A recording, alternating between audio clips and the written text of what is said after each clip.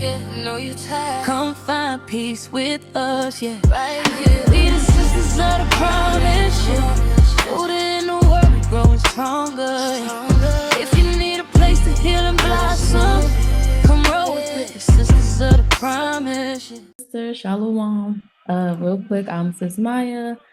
I will be hosting tonight's class. I am mother of 6, ages from 11 all the way down to, I think it's 9 months now, 8, 9 months. They grow so fast, but shalom to everyone. I'm so excited to be here. What an honor. The water is ready for, calling on me to help to host the room today. So shalom. Shalom. So first I want to just introduce our speakers today. Actually I want to start with the some scriptures. Do I have anyone that wants to volunteer to read? If not, I can read. I can read them for you, sis. Con.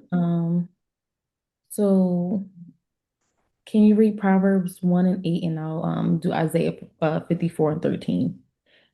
Okay, Khan, you said Proverbs 1 and 8? Yes. Okay, yes, 1 second. I'm pulling it up for you. All right. Proverbs chapter 1 and verse 8 reads, My son, hear the instruction of thy father, and forsake not the law of thy mother. Oh, you're muted, sissy. God. Salakia. And then I have Isaiah 54 and 13, which is, And all thy children shall be taught of the Lord, and great shall be the peace of thy children. So these scriptures remind us that us teaching our children is not just academic instruction. That's what Esau school structures is. We are going deeper into that understanding the more that we grow in this truth. But these scriptures help us to know that we are teaching them about discipline, about guidance, nurturing their hearts towards righteousness. So that's where our core focus is today. And then we are blessed tonight to have sisters who bring different experiences, perspectives regarding homeschooling. So I want to introduce our special guest. First up, my mama, Sis Ahava, who has developed a homeschool biblical curriculum rooted in principles from the Bible designed to help sharpen the minds of Israel, aka building the minds of Israel as one mind. So without further ado, let's give it up for Sis Ahava. Yay!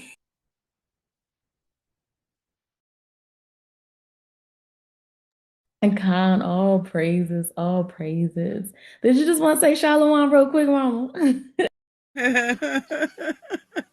Shalom. You got me giggling like a schoolgirl. Shalom, my beautiful sisters. All praises to the Most High. And Khan, happy to have you. Now we have Sis Arlete. Arlete. Am I saying that right? Salakia, sis. Oh my gosh, sorry. It's Trying to get to okay. you and the video. It's Arlete. Okay, all praises. So we have Sister Arlete, another experienced homeschooling mother who will be sharing her wisdom, encouragement, and practical insight from her journey. So let's give a warm welcome for Sister Arlete. Shalom, sis. Shalom. Okay. All praises, all praises. And then we have Sis Brandi. I actually had a pleasure of coming to her homeschool class on a Clubhouse. I think it was about a year ago. It was so awesome.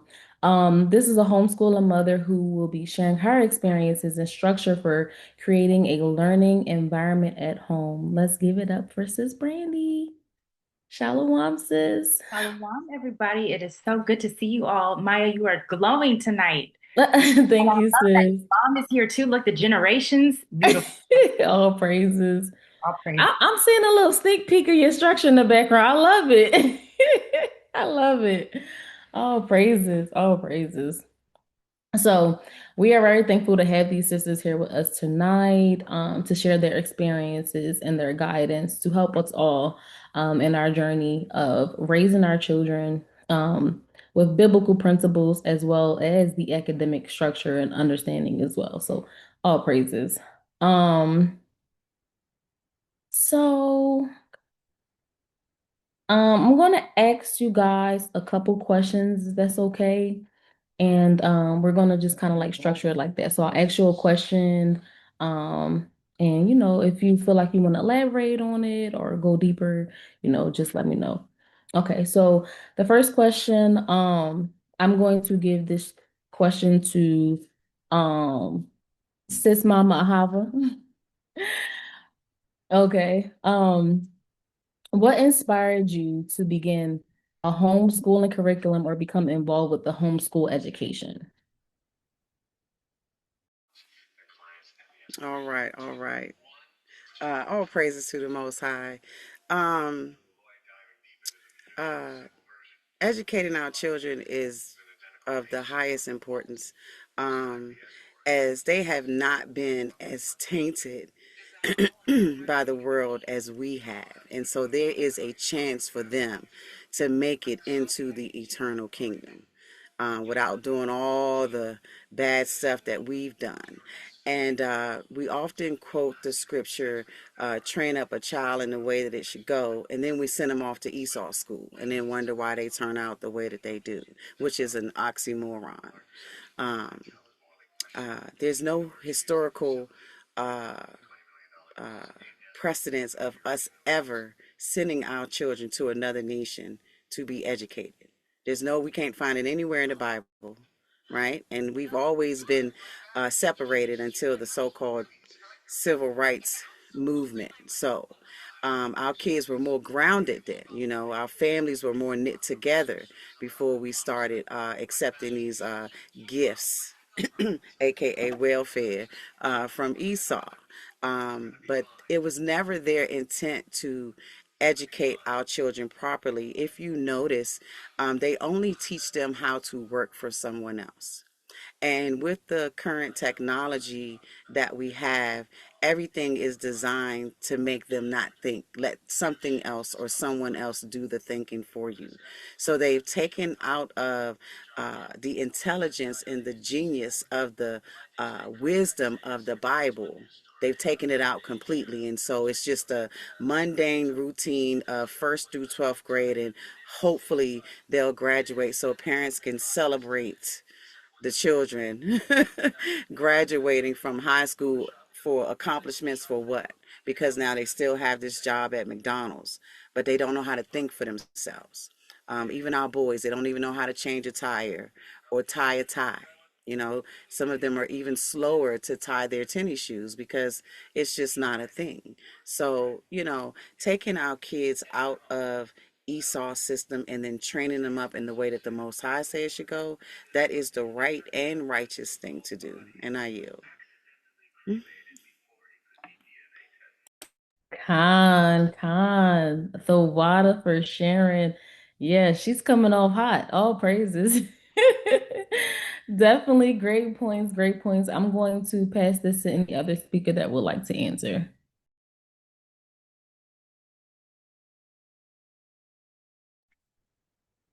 All right, I'll go ahead and answer. The question was, what encouraged us to begin homeschooling in the first place?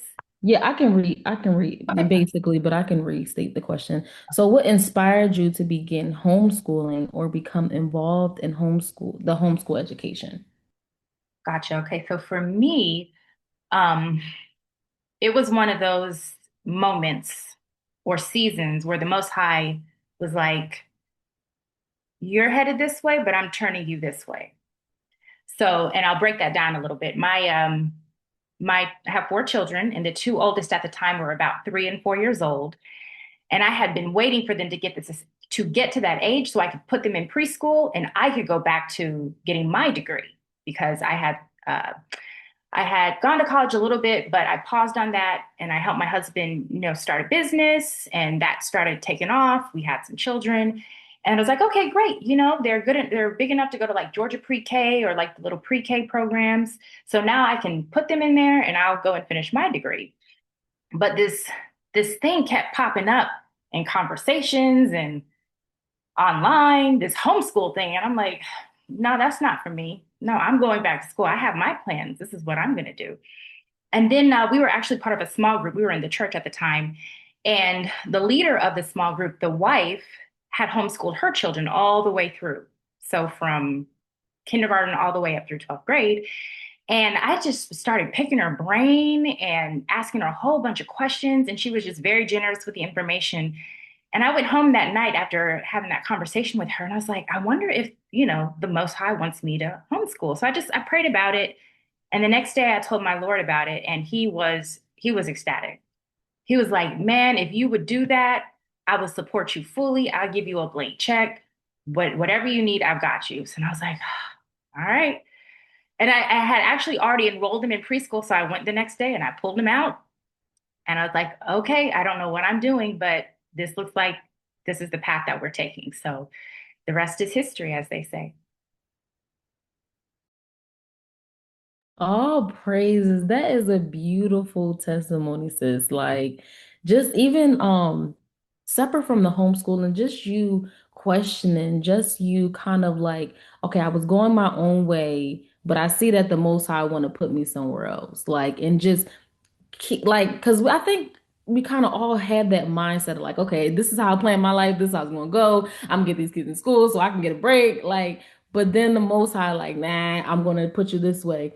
And all praises for your obedience, sis. And now you're here talking to us and helping us through this process. So all praises. Yes, all praises, all praises. It's crazy how these little decisions that we make, they seem small, but then, you fast forward 10, 15, 20 years and you see the impact. So I'm just grateful to him. And yeah, this is his story. He's writing it and I'm just, walking it out. So yes, all praises.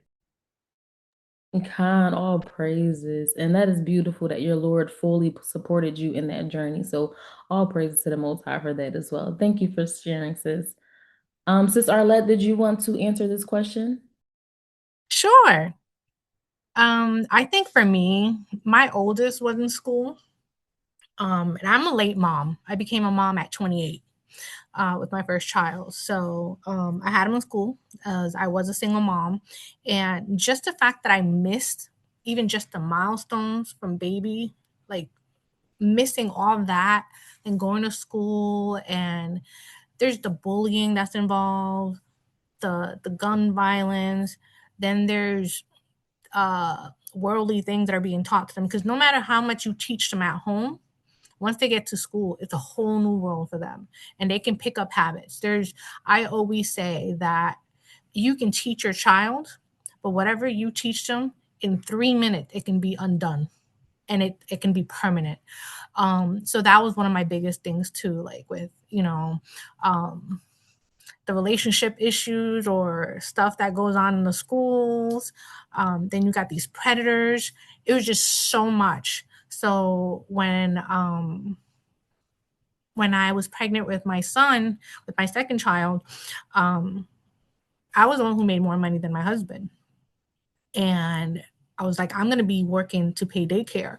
And I don't trust daycares. Like it's a baby. I mean, they can't talk, they can't fend for themselves.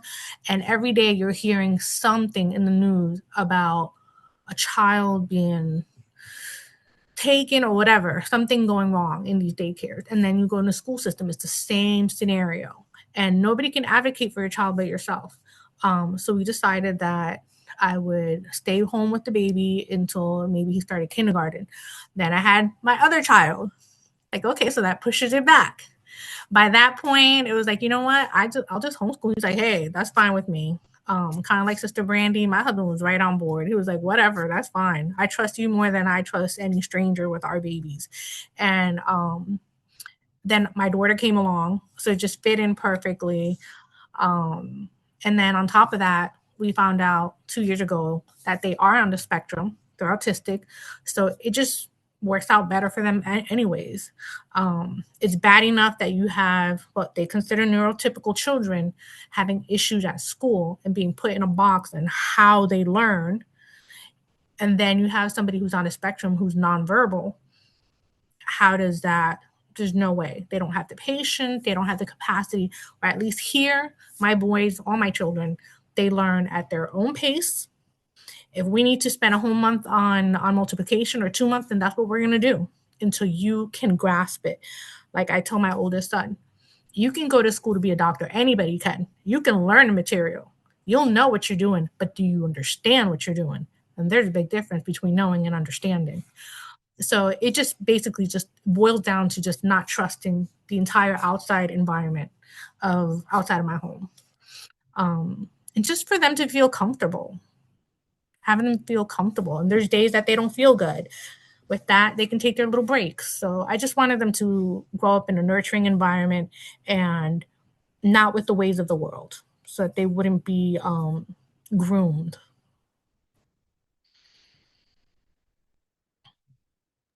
Oh, there you go. I'm like, Khan. Okay, Khan, sis, Khan. Oh my gosh, amazing points. Um, we also have a child that is on the spectrum. And I'm so glad that we were just living in Philadelphia, which they are like really on trying to get if you try to get any benefits for your child with autism, they want them to be in school. Like they try to force that on you to be in school. It's definitely different now that we're living in Georgia, which we just moved here. So it's like we're kind of learning the system, but they don't there's not so many restrictions. Like they're not focused on your child being, in the school to get like any type of benefits for them. But I like that you said that because our daughter, the growth that she's had within this last 2 years with like managing her emotions, being around her older siblings, it has helped her so much. On the outside end, like people wouldn't even know that our daughter's on the spectrum because she acts just like a normal child because she is, and the Most High can heal any diagnosis for that. And thank you for sharing that. But those are amazing, amazing points, sis. The water. Okay. Okay, my second question. Thank you. Ayanda Bar. My second question. We can go in order like we did. So, Mama Hava, what does homeschool with purpose mean to you, from a biblical perspective? Homeschooling with a purpose. As we come into this truth, uh, you get hit with a intelligence bomb or stupid bomb. I was telling the sisters yesterday, I didn't realize how dumb I was until I opened and really started reading the Bible for myself.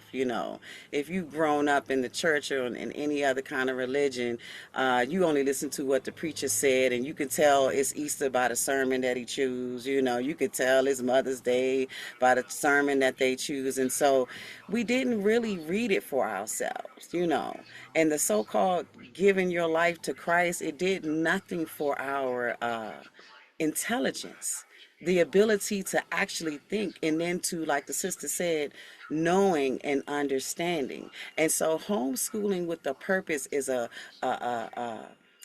grand genius opportunity by the Most High for us to keep our children with us.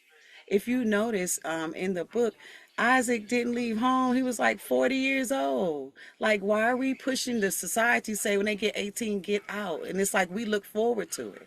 And then it takes away uh, uh, from the grand overall uh, journey that we want our children to take. Like she said, if you have them in home, this is something that you can regulate. Like, stuff can go wrong anywhere, but it's less likely to go wrong in a nurturing environment. And then, like she said, she was really kind. She said groom. We call it violent brainwashing because all they do is teach them how to be assembly line workers. You're good enough to go and fill out a resume to work for somebody else. And even though they have business courses and all this stuff in school, they're not really trying to teach our children how to go out there and handle a spreadsheet, to learn how to deal with multiple employees. They teach them none of that stuff. It's just enough for them to influence your child so they can just get away from you.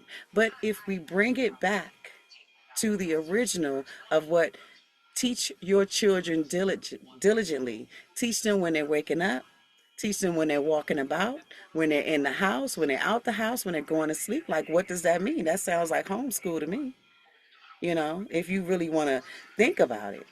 So homeschooling with a purpose, it's not just a thing to do because you want to get them out of Esau's system. It is a passion to teach them how powerful their mind is. Like Sis Raya played that beautiful song, and I don't know where Whitney's going. I can imagine, but that song, I believe the children are our future. I truly believe that. We have in the book of Psalms that the children will speak to the enemy at the gate. We don't know how much longer we have here, but if we teach our children to stand up, to be brave and courageous like Joshua, well, that comes with a level of intelligence that only mommy and daddy can teach from the book. That's homeschooling with a purpose, because you're not just teaching them ABCs and 1, 2, 3s. You're teaching them moral character, integrity. You're teaching them critical thinking, which is what they need. And that's all about discernment. So homeschooling with a purpose is your opportunity. You want to relive your life? Well, then this is how you do it through your children. You show them by leading by example, not just telling them and then do the same thing that happened to us. Don't do as I do as I say, or whatever, which I might even have it backwards, but whatever it is, we have an opportunity to rewrite the wrongs that was done to us. We know how we felt when we were children, what we would have loved. We would have loved to stay home, you know. But we didn't, our parents didn't know enough. They really had to work. But now, look how the Most High is ushering in all of our lives. These jobs that we're getting, that we don't have to work on the Sabbath. Look at this celebration we get to have every week. He said children are a gift of the Lord, a heritage, And so now here is your opportunity to train up the child in the way that it should go. And so you fill their brain with the things that the Most High say. Fear him and keep his commandments. And with that, he teaches you all about the fruits of the Spirit. And then you just hope and pray that the Spirit of the Lord falls upon your child. And that is homeschooling with a purpose. All praises. I yield there. God, all praises. Great point. One thing that you said that I loved was that we're supposed to teach our children diligently. And I think their mindset is when they are in Esau school, they think that that's the only time that they learn. And then when they leave, they forget everything that they done learned because they don't know how to use it and to utilize these things that they just learned. But when we're showing them based off the Bible of what they're learning, like on the everyday basis, like something as simple as like, teaching our children how to wash clothes. Like there's a lot of 18, 19-year-olds that do not know how to wash clothes, don't know how to write a check, don't know how to pay a bill other than, online. Like what if the online you got to do a money order? Like we don't know how to do these things. Like something simple as budgeting and things like that. So teaching our children diligently, that was a powerful, and I think Sis Raya put it in the chat. Let me make sure that's the one. Yeah, I think. Yeah. I'll read it real quick. Deuteronomy 6 and 7. And it reads, "And thou shalt teach them diligently unto thy children, and shalt talk of them when thou sittest in thine house, and when thou walkest by the way, and when thou liest down, and when thou risest up." If our children is at school for 7, 8 hours, We don't have time. They come home, they got to wash up, they got to go to sleep, and they, got to do the same thing. And, on Saturdays and Sundays, we're trying to get some rest. We're trying to kind of like reset, and we don't have that time to really go over these scriptures with our children, to have that time to teach them the things that they're going to be using in the future. So thank you. And that was great points, Mama. The water. Sis Brandi, did you need me to repeat the question or you got it? No, I actually remember this time. I get so locked into what Sis Ahava is saying. I'm like, yeah, and then I forget the question. But I remembered it this time because she repeated it in her answer. So homeschooling with a purpose according to the scriptures. So I love how y'all brought out Deuteronomy 6:7. And um, first and foremost, it's a mandate to teach our children. So it's a command. So as obedient parents, we need to do this. So that's just a very straightforward answer. I'd like to add to that Ephesians 6:7. Ephesians 6:4. And it reads, "And ye fathers, provoke not your children to wrath, but bring them up in the nurture and admonition of the Lord." And the reason I like that, I was going through the New Testament and I was like, let me look up some of these words. What does this word nurture mean? So I looked it up, and the outline of biblical usage, it's Strong's G3808, and it's pedia. I'm not sure if I'm saying that right, but it means the whole training and education of children, which relates to the cultivation of mind and morals, also includes training and care of the body. So understanding that, and I think a few of you have mentioned it already, that academics is part of it, but it's really about life skills as well. They're all very important. That's just as important as learning your basic timetables and things of that nature. So, and just even, yes, how to tie your shoe, how to take care of your body, how to eat right, how to manage your time. So it's really from a biblical lens, it's not just reading, writing, and arithmetic. It's preparing our children to be productive citizens of Israel who add value to our communities. Oh, Kind of wow. Great, simple, straight to the point. All praises. I like what you said, when you looked up the definition, and it's about training and cultivating the mind. That was very powerful. Because we can't expect Salakia. We know that, certain people didn't wash prior to like learning how to do so. And that's just like the minimum. So, to think that they know how to eat, how to think, like they are literally shaping our children's mind if we don't. I like the point that Sis Arlete brought out with you can teach your children something, and just like that, because their teacher said something, or somebody that they're spending 8 hours with a day told them something, that they now is like, it's two voices in my head, and now I'm going through this spiritual warfare. But we're told to train up our child in the way they should go. And that has to do with their mindset. Like our children, I've seen how they interacted with other children. Like, and they're like, oh yeah, I'm about to go to this birthday party. He's like, well, we don't celebrate birthday parties. Oh, well, why? Well, this is the reason why. This is against our culture. And, on Saturdays we stay in the house. So it's just seeing those things in motion, because like even when the children don't know that you're watching, their mind is already so steadfast on the word, because this is something that we're doing diligently every day, when we sitting down, when we're waking up throughout the day, versus they get like a little Bible study before bed and then that's it. So all praises the water, sis. Sis Arlete, would you like to answer this question, sis? Sure, of course.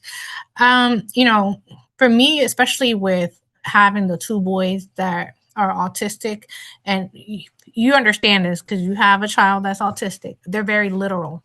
So once they have something ingrained in them, that's the way they're going to go. They have that tunnel vision. So it is so important that, especially with children like that, that you keep them on that narrow path. Because again, if they were going to school and they learn, okay, for example, evolution. We know that's a big thing in schools is evolution. If I was to send my boys to school being as literal as they are, no matter what I tell them about the Bible, they're going to say no, because the teacher said, because it's already been put in their minds. And again, they're very literal. So for me, that has to do a lot with the purpose. I want to make sure that the day they leave my home, like the scripture says, train up that child, right? I want to make sure that if they choose to change their mind, eventually, hopefully, they will be like the prodigal son and come back to the father. And they'll remember what mom and dad taught them instead of what they learned out in the world. I've seen it often where I've met sisters that were born and raised in the truth, and they have left the truth and then come back because they've realized that they were in the wrong path. They realized there was nothing out there, and what their parents taught them was actually the best for them. And now they've been teaching their children the same way. Because you realize when you're teaching them in a purpose of the Lord that this is what love is. Love is that correction. Love is that fear of the Father, because the scriptures tell us that fear is the beginning of wisdom, right? The fear of God, the fear of the Most High God is going to be fear of wisdom. It's the beginning of wisdom. So for me, that's what that entails. That fear of the Father, knowing that if I've always felt that we are parents here on this earth, but we really belong to Him. So we are basically like the adoptive parent. We're just kind of like renting the children, right? And then at the end of the day, because we are the adoptive parent, we're supposed to teach the children the ways of the Father so that when time comes and they go back to the Father, they're fine. They're set. They're good to go. So it's that fear of knowing that, did you do the job that the Father asked you to, that you're supposed to do, like in Deuteronomy 6 and 7? So that whole scripture right there, that whole Deuteronomy 6 really just kind of, it's like the bow that ties a gift. Here it is. That's what you get. Open it up, and that's your gift. And you have to take care of it and nurture it. That's my purpose. Sis, the water. Great points as well. And our daughter is the same way. She will remind me of something I said. I'm like, I don't even remember I said that, but if you said that, I said it. Okay. Very literal. And I feel like even without being on the spectrum, all of my children do that. Like all of my children will remind me what I'll say. Like they got selective memory, but they'll remind me what I said. So just the thought of like having it, I love how you said, like, if I teach them something, but they've already learned something different, now there's doubt in their mind of who's telling the truth. So now the world doesn't make sense. And then, like, even when we're talking to our children, letting them know that okay, I'm telling you that, the world is like this. It wasn't no Big Bang. This is Genesis 1 and 1. In the beginning, God created heaven and earth. That's it. There's not no particles exploded. But also informing them that there are lies out here. So you're going to hear some things, but giving them the understanding that this is what the Most High said, this is a proven fact versus what they're saying, that can't be proven. But I love how you brought that out. Because that is a lot of the times what happens because, our children are very impressionable and they're sponges, especially at young ages, even, as they get older, peer pressure and all those things. And, that's a whole nother topic, but the water for sharing this. Okay, back to Mama Hava for question 3. Okay, many mothers feel overwhelmed when thinking about homeschooling. What advice would you give to help remove the fear and pressure? Let another sister do it. No. Real talk. There shouldn't be any pressure. We're a community and a village. Look at all of these sisters and these mothers on here. If we, between all of these groups, find out what state everybody is in, Where's everybody? Who is actually homeschooling? Who has the house with the basement with the school? Who's willing to babysit your kids while you do go to work, but they are with righteous people who keep the law? It would make it easier on us. But until then, you trust the Most High first and foremost. There's no magical answer, and then there's a million answers. But first and foremost, if you do not trust your Father, who is a genius. He is the, if there is a triple OGGG, it would be our God. You know what I'm saying? Like, our Father is a genius. Look at what he made. Look at you. Look at what he has done. Look how he ushered in all the pieces to bring us in together. So no fear of homeschool. He told you already, even in Deuteronomy, another one, I believe it's either 4 or Deuteronomy 20, even though the nation is mightier than you, even though they have all these resources and all this money that they've stolen on this stolen land, do not be afraid of them, because I am with you. This is what you must first. We can't teach you that. If you're more afraid of losing your job, and if you're more afraid of Esau or the other nations, then you've already failed. But Most High don't tell us to operate from a position of fear. We have all power. Hence, we are the Israelites. You have superpowers you haven't even tapped into. As the parent, and we're not even talking about the kids, you made these super powerful kids, but you too, as a mom, as parents, you have the superpower. The greater responsibility is on you, but the greater joy and reward, because you've seen the past experience and now you're in the present. And if you're training them, you can see the future. Like she said, once you send them out to them, they're all tainted. They're all groomed. They're violently brainwashed. And then you come home and you're like, well, where you get that from? Well, you know where they got it from. They just spent 12 hours with the enemy. There's no telling what spirits they have picked up. Remember, we're fighting against spirits in high places. So you cannot operate from a position of fear. I wish I could say, okay, A, do this, B, do this, 3, do this. You can't do that. If you have any questions about homeschooling in your state, feel free to give me a call. I have all the requirements of what every state requires. It's really easy information, but they're very slick, because then there are some county rules, then there are some state rules, and then there are some city rules. So we just have to find out where you live. Even there are even stipends, free education money for people who homeschool their children, but the child has to have been enrolled in a school last year, in one of those underperforming schools. But they don't advertise this stuff because they don't want you to have it. But this is why Yahweh Shai said, be as wise as a serpent and as harmless as a dove. We know how to use all their information against them because we have the intelligence of the book.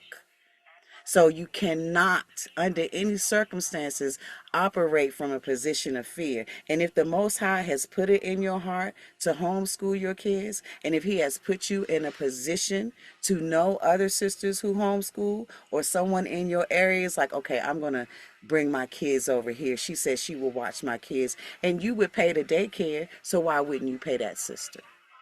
So it's not a money thing with Israel, because we're going to be all right.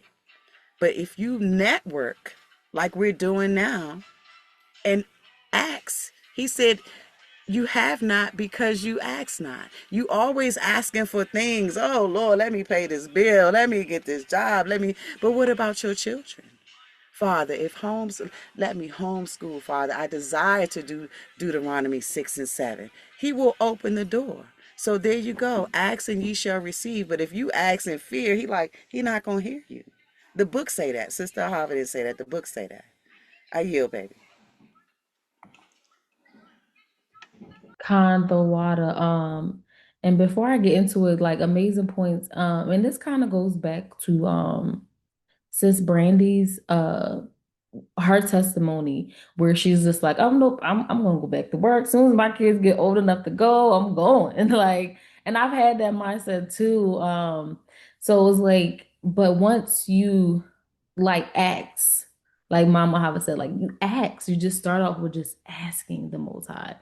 Um, and you have to start because I remember Sis Brandi said that, she was like, I just started. I didn't know what the heck I was doing. But the Most High, over time, even with faith, He gives us more and more. A little at a He spoon feeds us these things. So the more that we're obedient, the more He will open up opportunities for us. So that was a great point that you brought out. Um, and also, when you were talking about community, right? And just asking for help, you might not have the resources right now. But we look toward the future, understanding that the Most High can do all things. We can do all things. We said that in Christianity, right? I can do all things through Christ. But now this is the time to exercise the faith with works. And like even now us coming together as sisters, this is the first step. I want to address Sis Mary's comment in the comment section. And any of the panel members are able to elaborate on this before we go into the next question, because I do want to allow the sisters that are here to be able to ask their questions and voice their concerns. So she says, my oldest two children are in school, but I do plan to homeschool once we relocate. Still praying about it. I can teach them biblical things, but as far as academics, I am not a teacher, and that's where the pressure comes in. All praises. Did you want to address that?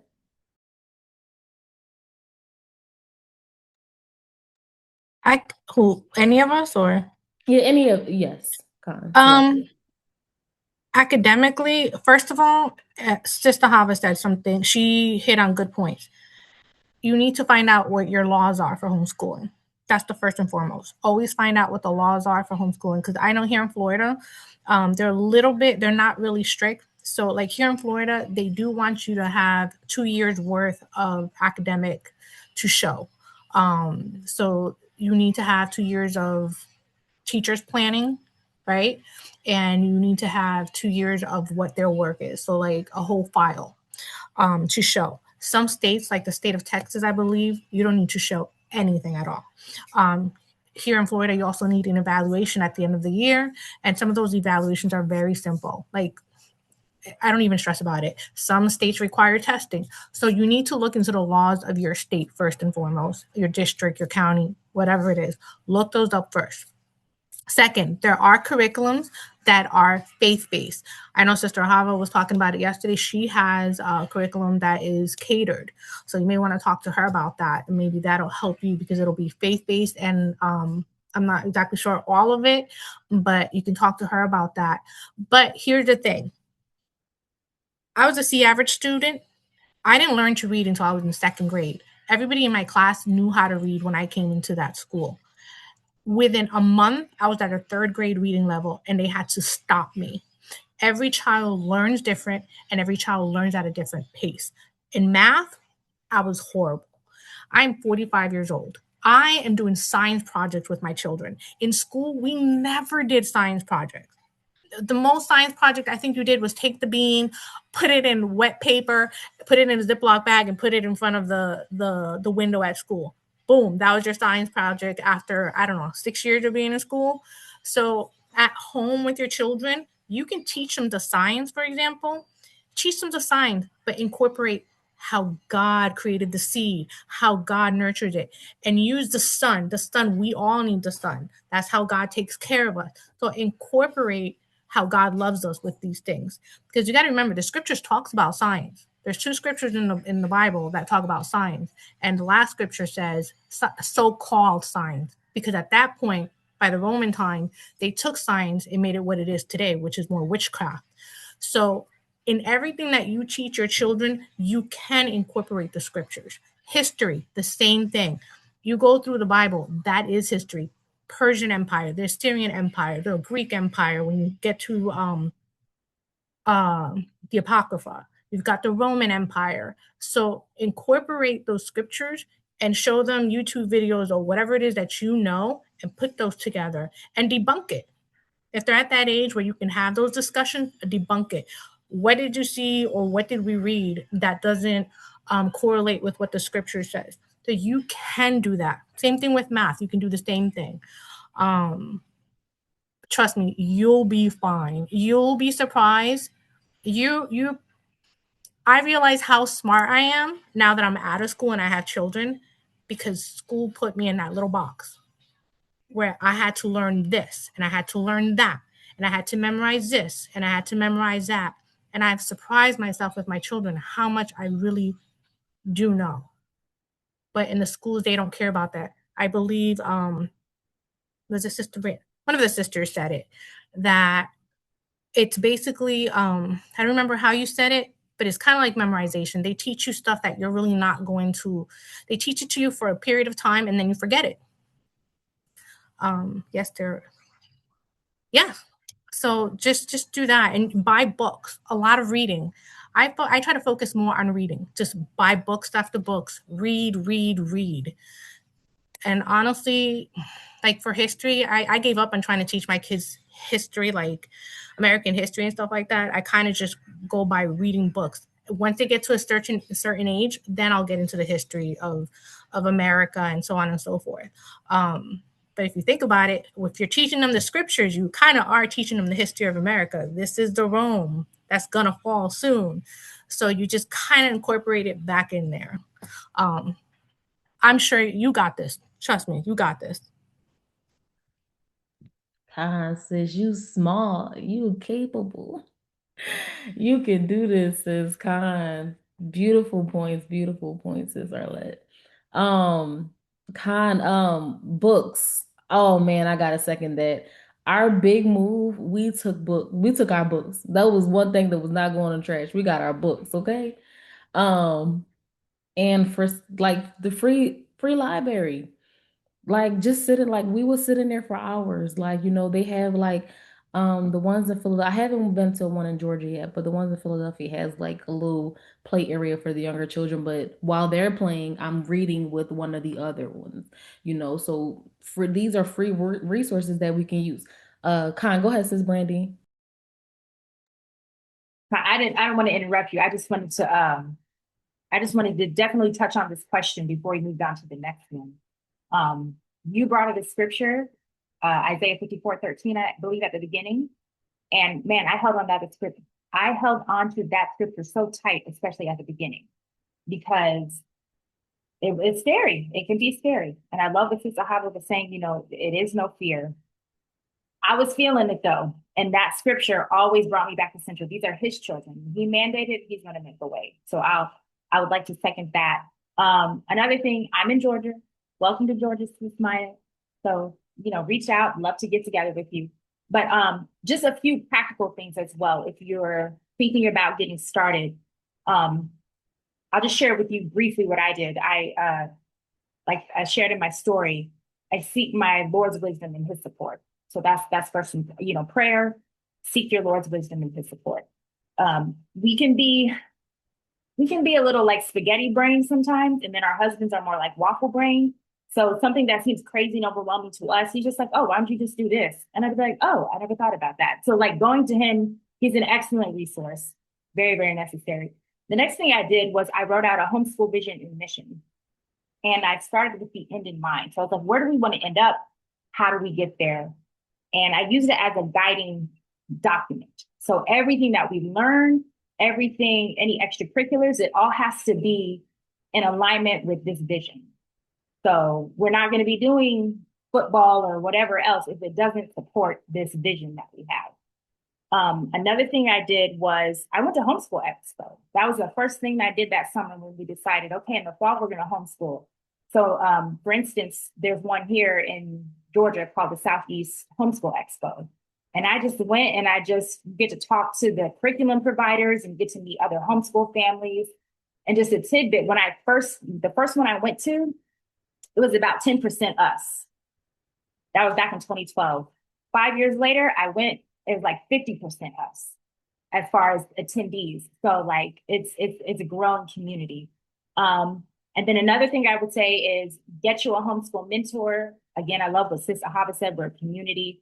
I actually had to call my mentor the other day because we're graduating our daughter. She's done. She's finished with her K-12 education. So I just had to call her and say, all those years you just spoke into me, and like here we are, and it just went so fast. So I was just letting her know how grateful I was to her. And then lastly, um, encourage and share your journey with other mothers and sisters.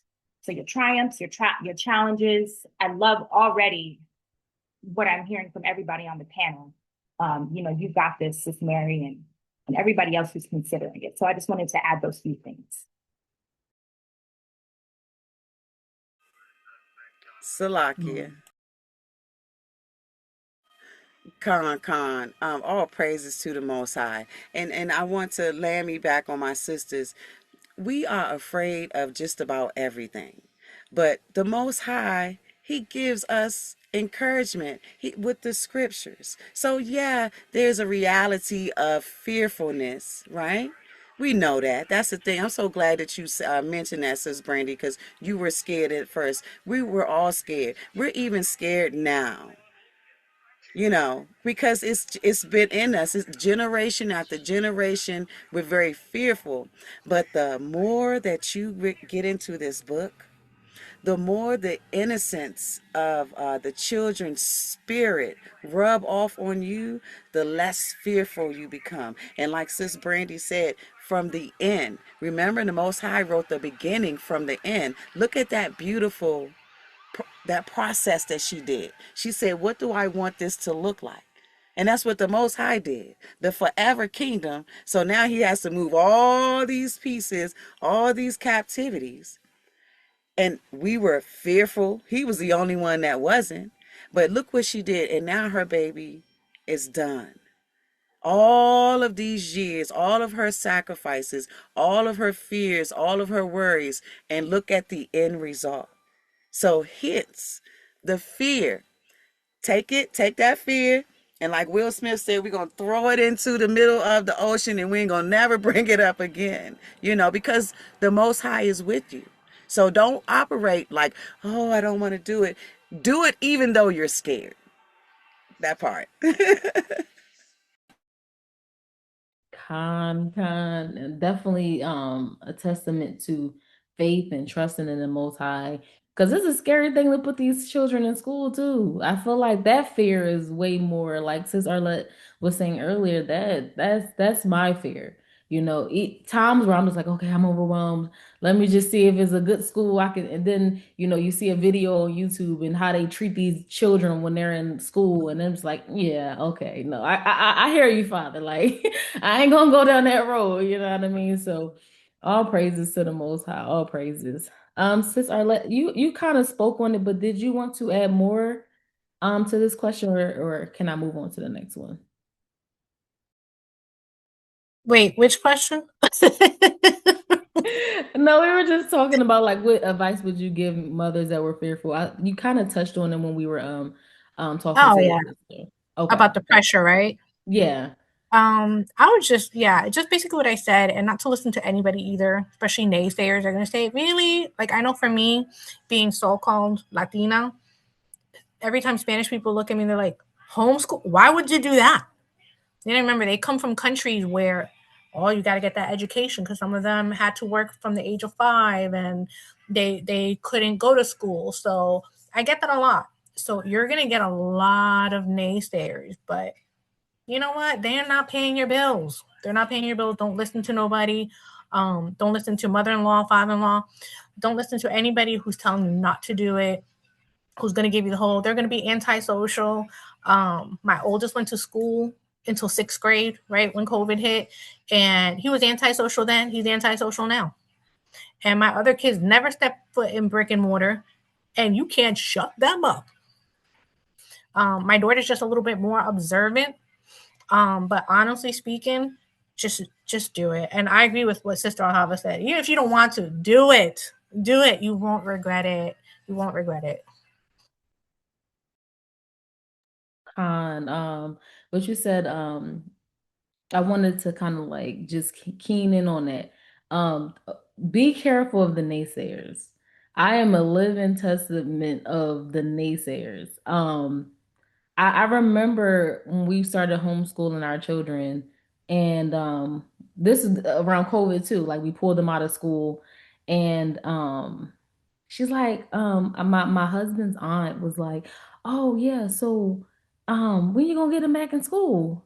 And I'm just like, I don't know, just kind of like brushing her off. And then after a while, it's just like, well, how are they doing? And then when she speaks to them, it's like, oh, you know like you can't even tell that they're not in school because they're critical thinkers. They like that's always how, without even before we came into the truth, that's always how I wanted my children to be, critical thinkers, like not to just agree with everything that everybody's saying, but question these things. Why is that like that? Why are you saying that? Like, how could we be living on a spinning globe and you go to outer space and it's dark if the sun is out there? Like this simple questions that we never ask ourselves. You know what I mean? Because we're just taught this and we're taught as truth, and then anybody that comes against it is just crazy and you're a conspiracy theorist and you're just like delusional.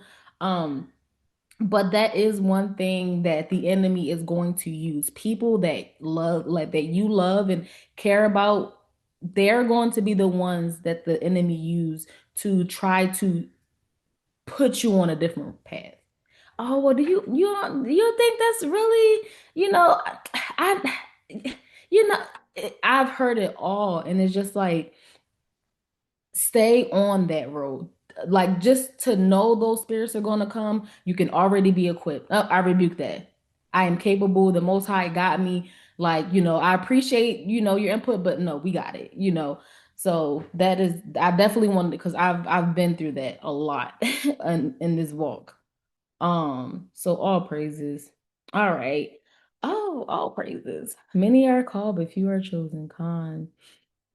Okay, so I have another question for you. How can mothers create a daily rhythm and peace in their homeschooling environment instead of rigid schedules?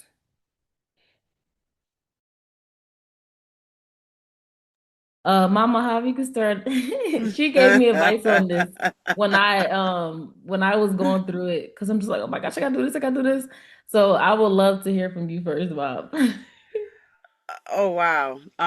Okay, the question is, how can you uh have a like a balance in the home and peace in the home with the homeschooling schedule? Yeah, Is like that not like a rigid schedule, like, okay, the this, schedule? yeah. Right, yes. Because this is the beauty of your house. First and foremost, especially if it's a husband and a wife or husband and wives, the house moves according to him, right? And you have to teach your children. This is part of the teaching. Daddy first, the head first. And then once you do that, and he say, okay, listen, I'm going to leave that up to you. Then you got a wide open door, right? Now this goes into your organizational skills, right? See, we learned from TV that Mary Lou, she wrote a schedule, but how did she learn unless Hattie Mae taught her how to do a schedule? No, no, those chickens got to go in the oven at 6 a.m. And we are the author of organization. Remember, every culture learned from us. Remember, Most High say, surely this is a wise and understanding people.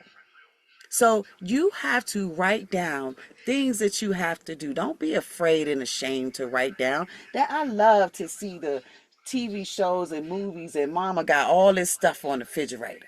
She got the whiteboard is filled up. She got all of this stuff because this helps you organize. And if something don't work, you take that little eraser, we're gonna erase that off right there, and then we're just gonna add this right here. Some days you say, okay, Monday through Wednesday, based on this, we're going to do this. We have sister classes, you have ministry, you have counseling that you have to do. If you have more than one child, you got to set time aside for that one child, just you and that child. It's a balancing act that you can do. We had parents back in the day that had 9, 10, 12, 15, 16 children, right? So, but see, because we come from a place of, oh man, I can't do that. That's too much. The defeatist mindset. Most High don't deal in maybes. It's either yes or no. And Obama didn't get this. He got this from the Bible. Yes, we can. Okay? We can do these things. You knew these things. He will not put more on you than you can bear. But remember when we was living the wicked life? Oh, we had that thing down pat, girl. On Friday, I'm going to happy hour, and then I'm going to do this. I'm going to drop my kids off at mama house. And you had your schedule now. Oh my God, it's so hard in the truth. Like, that's crazy. That's madness, you know. So, but to bring peace in your household, make your schedule according to the way you do it. Maybe we don't start homeschool until 10 a.m. That's you.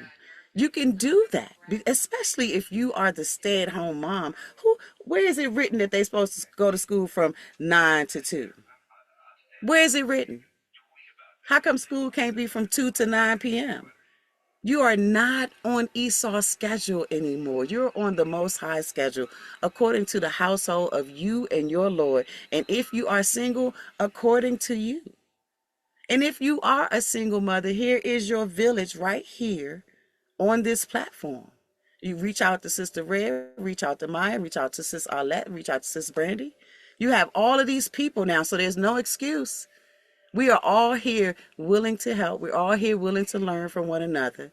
We all have our different methods, but we're on one mind, one accord. We want our children to be accepted by the Most High. So the peace that comes, this child over here, this one learns with visuals. This one likes to read everything. You know your children.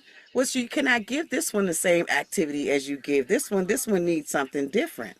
That is the beauty. You get to figure something out. You get to do something different. This is the joy. Instead of saying, oh my gosh, why you can't learn like the other one? That's crazy. Here's your opportunity to do all of this weird stuff. It's like, Mom, you're so weird, you know, like, but you're the coolest mom. Because look at all this loving, nurturing things that you're doing, all these memories that you are building with this child, shaping this child's mind to fear the Most High and keep his commandments. Look at that moral integrity that you're building in that child just by your diligence. It's like, okay, you mean I don't have to get up at 8 o'clock no more? Like, well, I didn't say that. You know, we got Bible study in mornings, you know, but you do it according to your household. Don't try to fit somebody else's standards. You're free from that. Remember, we have this liberty and freedom in the truth now. Use all of the scriptures, not just some. Use them all, because unto you was given this stuff. With that, I yield, daughter. God, all praises. All praises. The water. Sis Brandi, would you like to answer the question as well? Yes, absolutely. Sis Ahava took most of my answer, but I'm just kidding. Schedule, delegate, delegate, delegate. So schedule, plan and prep ahead. One thing that I personally do is on Sunday, I sit down and I plan my whole week. I plan our meals, I plan our lessons and our activities, whatever we're doing. So that way, when the day comes, I'm not scrambling.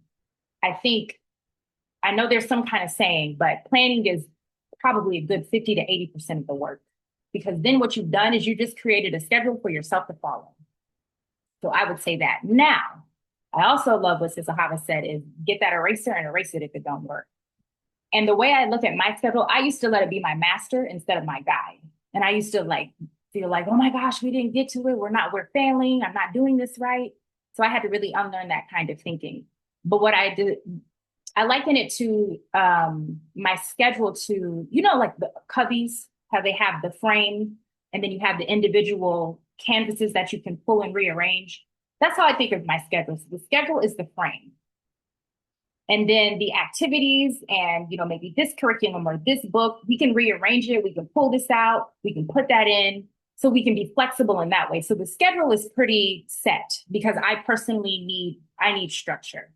But we can be really flexible with, oh, you know what? This math isn't working for us. So let's try this instead. And then just as far as the day goes, I used to also try to make sure we were in the classroom at 8 o'clock. And that was okay when they were little, but as they got a little bit bigger to the middle school age, that didn't work. That's not working for my 11 and 13-year-old right now. So I let them sleep and they get the rest that they need. Now their older siblings are already up and pretty much done with half of their school at this point. But we do meet at a certain time to do Bible, and we usually generally do history together. So yes, build your schedule around what works for your family and your rhythm. There is nothing that says you have to start at this time, end at that time.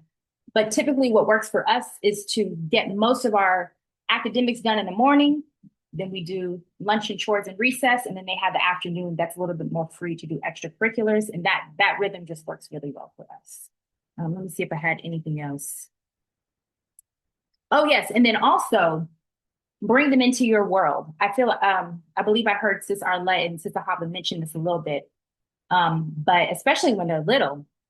Okay, we actually did kitchen chemistry. That was my daughter's chemistry class in 10th grade. So what did I do? I taught her how to cook. That's what we spent that year doing. And I did have maybe some technical things for her to read to just be able to apply, some of the more technical aspects of chemistry to cooking and what that looks like. So that's what we did. Even, little ones, when they're learning how to count by twos, okay, you're going to come help mommy sort the socks. And a pair of socks is 2, and 2, and 2, and 2. So just things like that, bring them into your world. Even younger at the grocery store. Okay, get 3 apples for mommy. 1, 2, 3, that kind of thing. So yeah, it slows things down a little bit because they're learning, but it's worth it, especially when they're young, because they become independent learners in time, and they become, oh my goodness, my 2 big ones, even my little ones, they are so helpful. They are so helpful. And I'm actually having some health issues and challenges right now, and I'm depending on the 4 of them heavy, and they are just coming through for me, and it's just wonderful. So yeah, bring them into your world. I love this. We need to key that phrase, bring them into your world. That's something that I recently have been learning, and the water for bringing that out a little bit more, because it's like more confirmation. A lot of the times we feel like we have to do things separate from the children because we're not planning ahead, right? So if I already know what I'm going to make for dinner tonight, instead of like just pulling something out and trying to hurry up and cook, I can take that time. Okay, we're going to do cooking class, because our 4-year-old asks me every day, can I cook with you? I want to cook with you. So I was thinking about getting her like the little stool thing, like where she can like sit up and like, cut a couple carrots or something like that. But to bring them in your world is so powerful, because these are the things that they need to learn. They took the sewing class, the wood shop class, the cooking class out of the school, but now with the homeschooling, it gives you the opportunity to allow them to know how to do these things. Like if you're teaching your 10th grade, like, "Look, this year we're gonna learn how to cook." So it won't be more pressure. So you're preparing them to help you, and which alleviates your stress. So that is really a great thing. And like you said, practicality. Like these are things that you could do practically. Like you're learning how to count by just give me 2 apples. Oh, is that 2 or is that 3? Let's count together. And it may take time, but if you're putting that plan into motion, then you'll be able to allot the time to do those things. So that is a great thing, sis. All praises. The water. Sis Arlete? I was smiling the whole time Sister Brandi was speaking, because I am so big, so big. Like if you go to my Facebook, you'll find videos of me talking about that. Grocery store, that's the classroom. Home Depot, that's the classroom. The nurseries, that's the classroom. Going to the bank, that's the classroom. Go to UPS, that's the classroom. You got to mail something out, that's the classroom. All of those, you're learning reading, math, science. I mean, you go to Home Depot, take every day for a week, go to Home Depot. Go into the lumber section. You're learning centimeters, inches, foot, whatever. That's math, and it's science. There's so much going on at Home Depot alone. Go the next day, go to the nursery. You're learning about herbs, fruit trees, plants, flowers. These are poisonous. These are edible. These are not edible. That's pesticides. We don't use that. use this for pesticide. You're going to talk about planting, companion planting. That's science. That is science right there. And again, you're doing math and you're reading, because you got to read. You got to read what you're looking for. The next day, go to the tools. You learn how to use the tools. They're going to learn what a hammer is, a nail, a screwdriver, whatever. Got to use your world, the world around you. Use your community. Go outside. Go to the park. Pick up rocks. Check out the rocks. What the name of each rocks are. You'd be surprised. These little rocks that we've seen since we were little, they actually have different names and they have different jobs in our ecosystem. There's just so much going on there. Now, that's one way to teach them. Like Sister Brandi said, bring them into your world. I am very big about that. I agree with you, especially, and I'm going to bring it up all the time because remember, 2 of my boys are on the spectrum. So I focus on them more than my little one. Not that I leave her to the side, but she is so quick. Like I just teach her something and all of a sudden she's got it. The boys, they might be a little bit harder. They love to do the baking.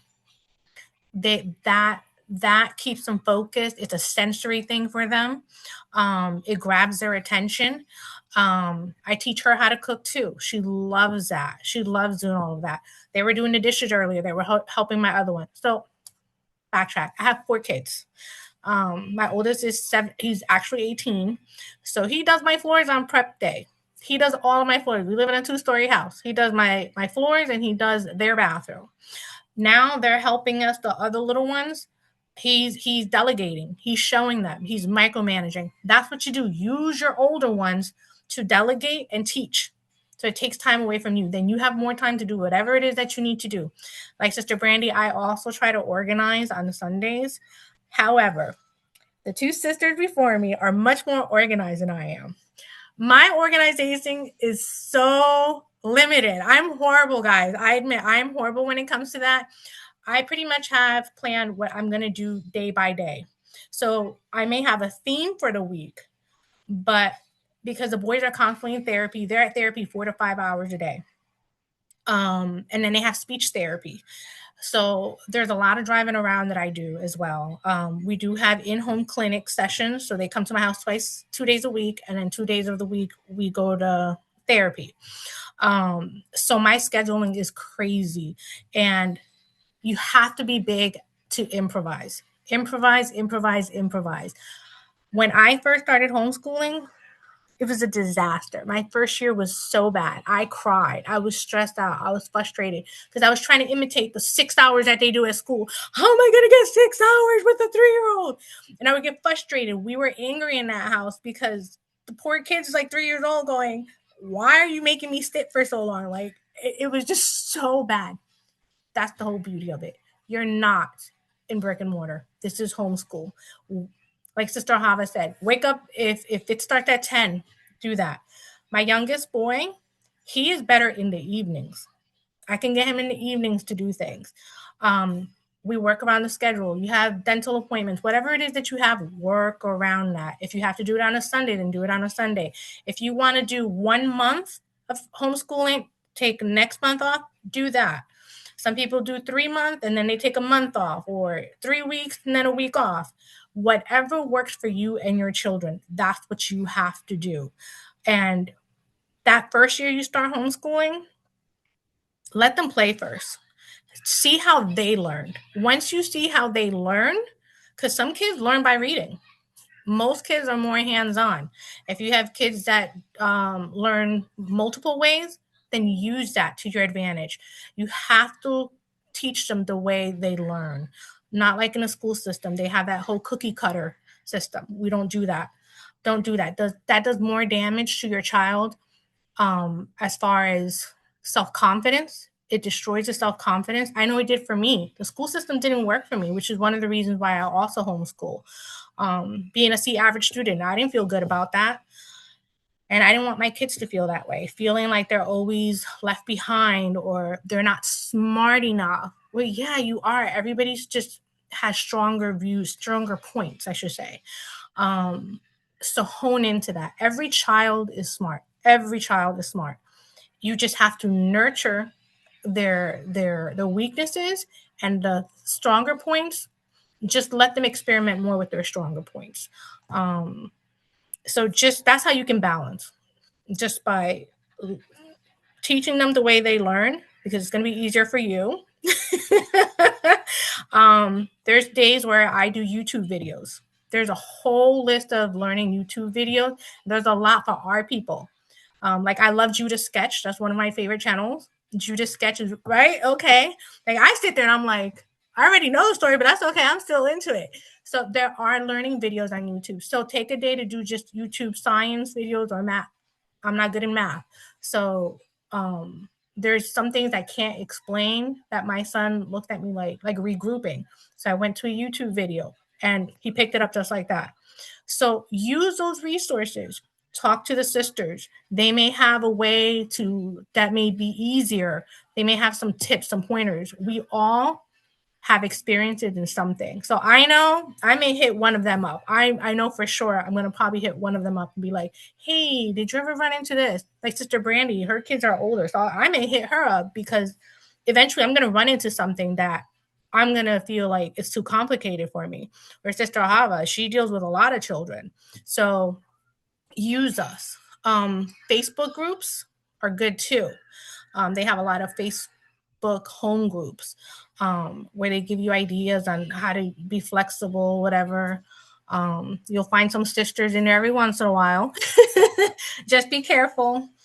But yeah, that's how I do the time management and scheduling and trying to do chores and stuff like that. Have them help you with the chores. They have to learn to do these. Sorry, I ramble. No, kind, sis, kind. And you kind of answered one of my next questions. So my next question was going to be, um, how do you recognize and teach according to the different learning styles among the children? So just to kind of touch on what you said, and I'm going to bring it back to the other sisters, and if you want to elaborate, you can do that as well. But I like what you said about not having a cookie cutter system. Um, because this breed grounds for comparison, jealousy, envy. Um, well, our particular boys, our two older sons, Aiden, he is really good at like math. My Lord has been working with him with math since he was 3. And I'm just like, I don't think he's gonna be able to do that. Like, and he's just like, nope, he's gonna do it. Sit down, do the schoolwork. But he understands math and he's really good at that. But he struggles with spelling words or sometimes with pronunciation. And where our second oldest son, he is really strong with spelling, right? But he doesn't have as much confidence, I should say, in math because he's really good. Like when he keens in, and Mama Hava, he's in her class, so she can attest to this as well. When he keens in, he knows what he's talking about. He just kind of like gets overshadowed by his brother sometimes. So that's why sometimes I would have to like separate them so they can kind of shine in their own light. But I love that you are saying like not to put them in their like a box, like you're good at this, and just because your brother is not as strong, I always tell them that your strength is might be his weaknesses, and that's where brothers, the scripture comes in that brothers is born for adversity or adversary. So when you're struggling in this, your brother can help you. And I tell my oldest, just because he's your younger brother does not mean he cannot help you in this field. So it kind of is teaching them how to work with one another, strengths and weaknesses as well. So I love that you said that. And then you said to learn our children. Our 6-year-old, well, one of our 6-year-olds, because we have two 6-year-olds, but our 6-year-old son, sitting down, we're struggling with that. Like he's not gonna. I'm just gonna be honest. He's not gonna sit down. like it doesn't matter. Like you can be like, oh, yo, you get this, and like you bribe him. You can do whatever you want. He's just not gonna sit down. It's like in him to just like he has to run. But when I look at him, his physique is very he has a very physical physique. He loves running. He loves jumping. If he could, he would play every sport. He wants to box. He wants to flip. Like I didn't see him run into like walls just unscathed. He gets up like nothing ever happened. Like this is Zeke. Like this is just who he is. So when I'm sitting him down and say, okay, like let's write, he's like, And he's taking like 20 minutes to write one sentence. But if I'm teach like my sister wife Naomi, she actually like had this game where like she put like different nouns on the wall and she's like, okay, run to this now. That's what he's all in it. And he can do that for hours. Like where like our daughters, they can sit down, they can write. They're perfectionists. So they're gonna like, oh, I gotta get this right. Like they'll ball up their paper, they'll get really frustrated, like, I'm gonna do this completely over. Um, so like learning your children's style, learning how they learn, is definitely a great method. And not just thinking that what worked for one is going to work for the other. So that was a great thing, and it's going into the segue for this next question. So, Sis Brandi, the floor is yours, sis. Okay, I'm sorry. I get so tuned in. Can you repeat the question? God, it was just kind of talking about what we were talking about. So the question was, how do you recognize and teach according to the different learning styles among the children? Okay, fantastic. So yeah, I think you and Sis Arlete have pretty much knocked it out the park with Washington. I love that you said let them play first and learn your children and understand. And I think it also is helpful to learn just yourself a little bit just about the development of the brain and a little bit about child psychology, so you understand, okay, this is what a kind of where a 2 or to 3 year old is in their development, 4 and 5, 6 and 7, just so you can be aware. Because kind of across the board, especially with little boys, they need that movement, incorporating music and art just in everything, especially for the early childhood development. And like for instance, my boys, my two youngest, I have an 11 and 13-year-old, and we'll be, maybe going over a history lesson. And we have, you see, I keep spinning. We have these spinny chairs in our classroom. So my youngest will lay across his chair and he'll spin around. And everybody else is like, can you be still? And then I think even my Lord came in once. He was like, why is everybody else sitting down and he's spinning around? But I was like, oh, he's listening. And then he will sit up and recite everything we just said. So he needs to move. He needs to move. And I don't, if he's not distracting any, well, we've learned to deal with it, but he's not taking away from the lesson. Whereas I have my 11-year-old who will be sitting dead still, looking at the screen, and his mind is somewhere else. So I have to also find ways to engage him. And I believe, Sister Ahava, I think you gave me this idea, especially with history, to do work on a collage. So while he's listening, he's putting together the collage for whatever they're doing with history. So just being flexible, being creative, and yes, again, especially for boys. Even my sons now that they're a little bit older, I'm like, y'all have to go on a bike ride every day. Go ride your bike for 10 or 15 minutes. You need to get that energy out. That's your recess. That's your physical. Go keep you class. Go ride a bike. Just a couple of other things. Making it fun for them. So another thing that we did, learning to count by 2s or 10s. Go jump on the trampoline. Go count by 10s to 100 or 200 or 500, and you jump 10, 20, 30, 40, 50. So they're getting that movement in, and then they can come back in and we can move on to the next thing. So things like that. We even did something called a paper snowball fight, where we split the room in half. And I think I had multiplication facts on each. I wrote them on a piece of paper and I balled them up to look like a snowball. And then I split the children into 2 groups. And then I set a timer for 1 minute, and they had to run to the middle and throw the paper snowballs at each other. Then once the minute was over, they collected all the snowballs on their side of the room, and then they had to unravel the paper and answer the questions. So getting that physical energy out, especially when they're young, and tying that into the lesson, that makes it fun for me, that makes it fun for them. And it's hitting up all of the different learning styles. So just understanding the different age groups, the different learning style, educating ourselves. We do have to learn how to learn and how to teach our children. So I think that for our family, that has been a big help, having that understanding. There you go. Sis. Educating ourselves, that was a big one that you said. All amazing points, but we have to learn how to teach them. So one way that all the sisters were saying was learning your child, learning how they learn, being long suffering and patient with them. They might not learn it like that, but just understand that this is a journey.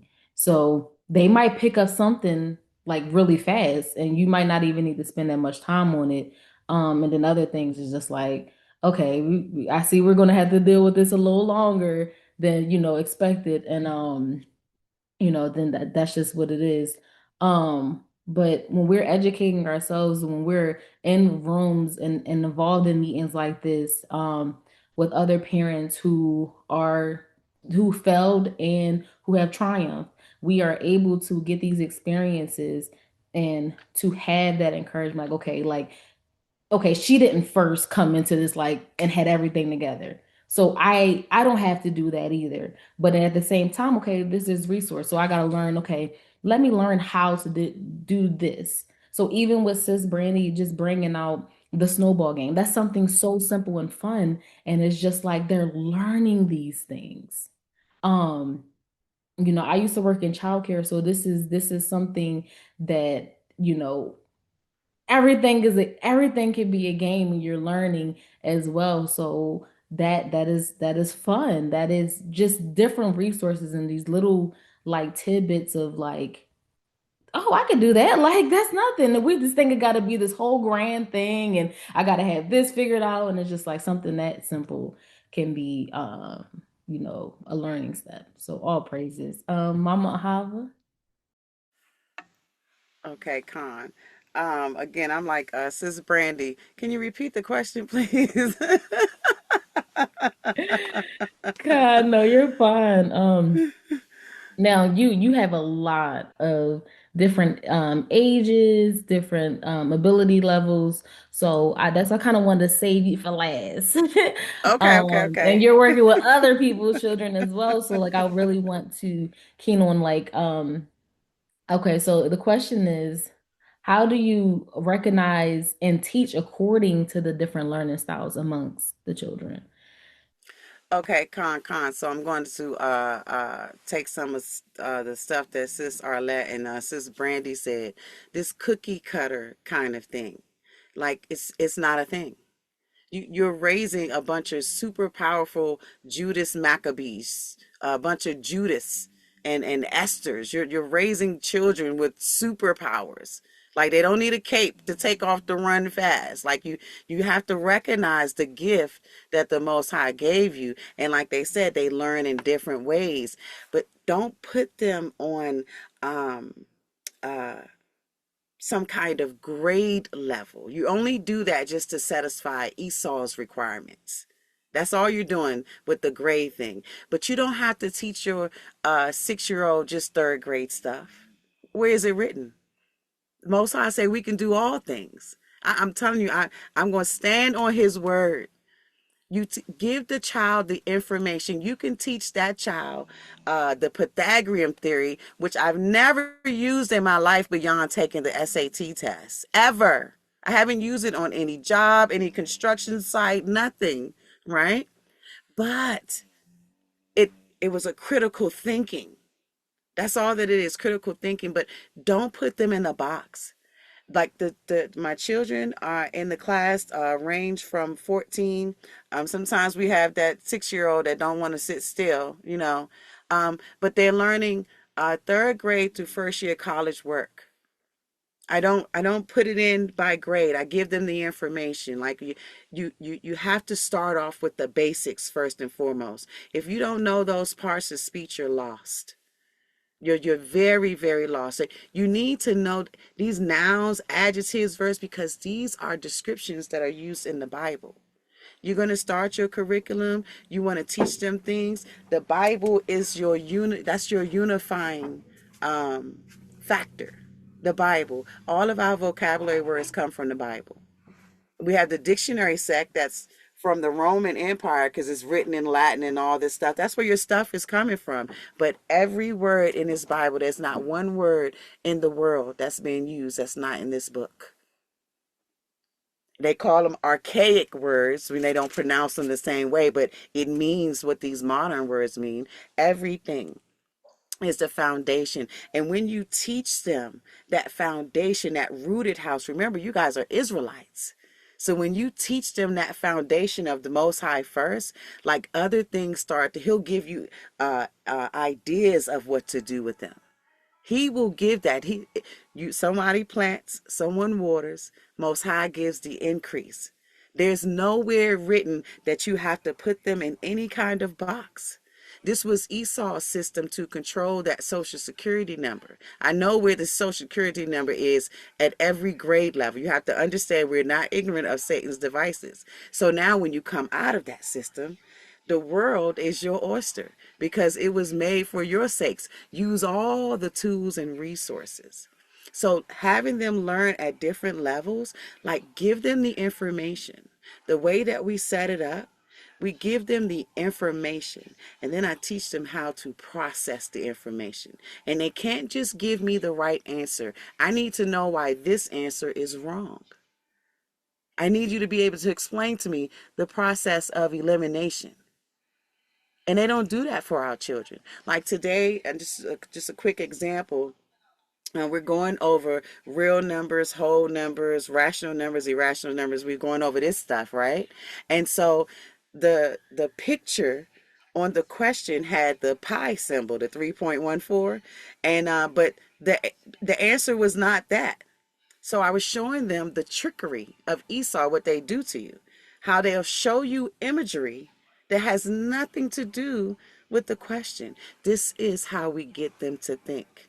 We have to get them to pay attention to details. And that's what they're doing. They're distracting our kids with all this stuff so they don't look at the details right in their face. And because you know the answer, I still want you to read that question. I still want you to read every single answer and then still choose it. Even if you know it as soon as you see it, you teach them a little bit of structure on how to use their minds to work for them. But the universal thing is pay attention to everything, every detail. We have a thing that we call Intelligence Week. I need you to be able to walk into this room and I want you to tell me how many people got on white shoes. They don't teach that. They don't teach that to our children. We show them how to draw a rabbit using 3 twos. Just two, and then let's make this rabbit.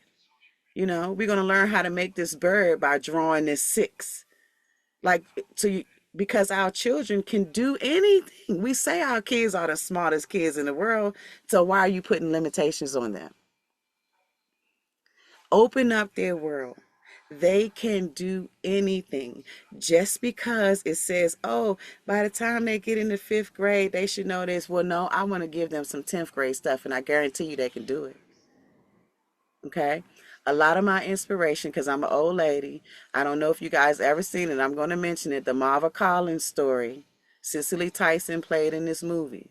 She had an actual school. She was very frustrated at the schools that was in her neighborhood, what they did. Marva Collins, Marva. It's called the Marva Collins story. So you know what happened. She was successful. At that time in the 70s, there was a test from California that was considered the hardest test in the world.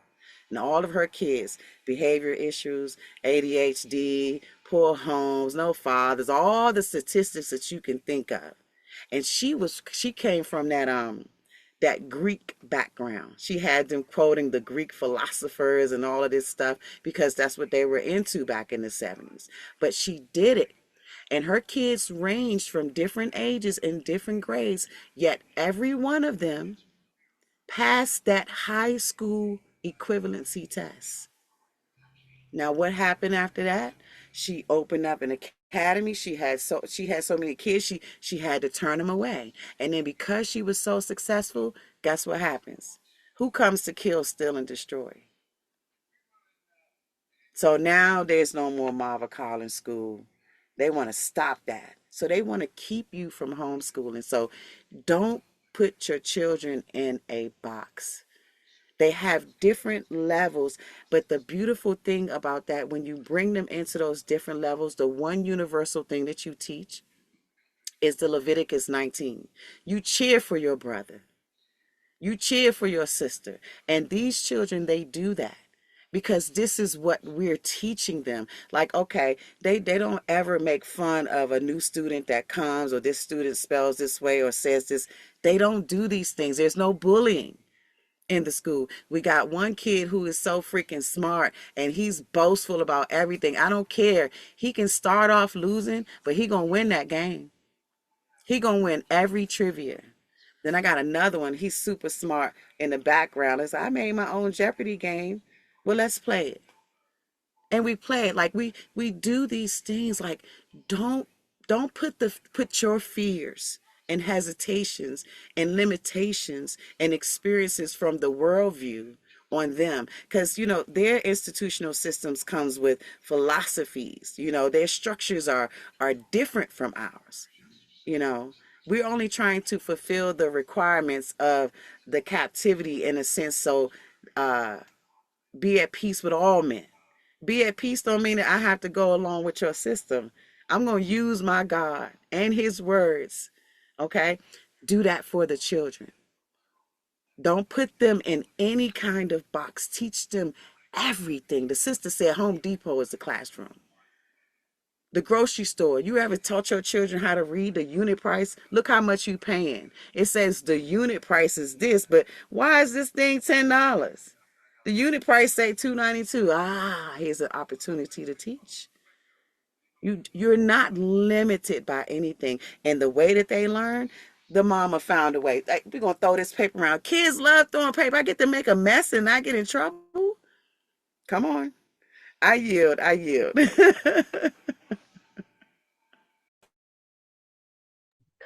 The water, making everything a lesson. Yeah, like just random trips, and just allowing them to be a part of it. So Sis Arlete, did you want to add? I know you spoke on this with our last question. All I want to add is give your children breaks in between. That's one thing. Sometimes if they're getting frustrated, they don't understand something, it's okay to give them breaks. They don't do that at school. At school, they get frustrated. Oh, well, we got to keep going. Suck it up, right? We don't do that. Give them 5-minute breaks, 10-minute breaks. Have a reward system. I know, again, boys being on a spectrum, Uriah, who's my more complicated one, he has a token chart. Have a token chart. All right, work. And then what do you want to work for, Uriah?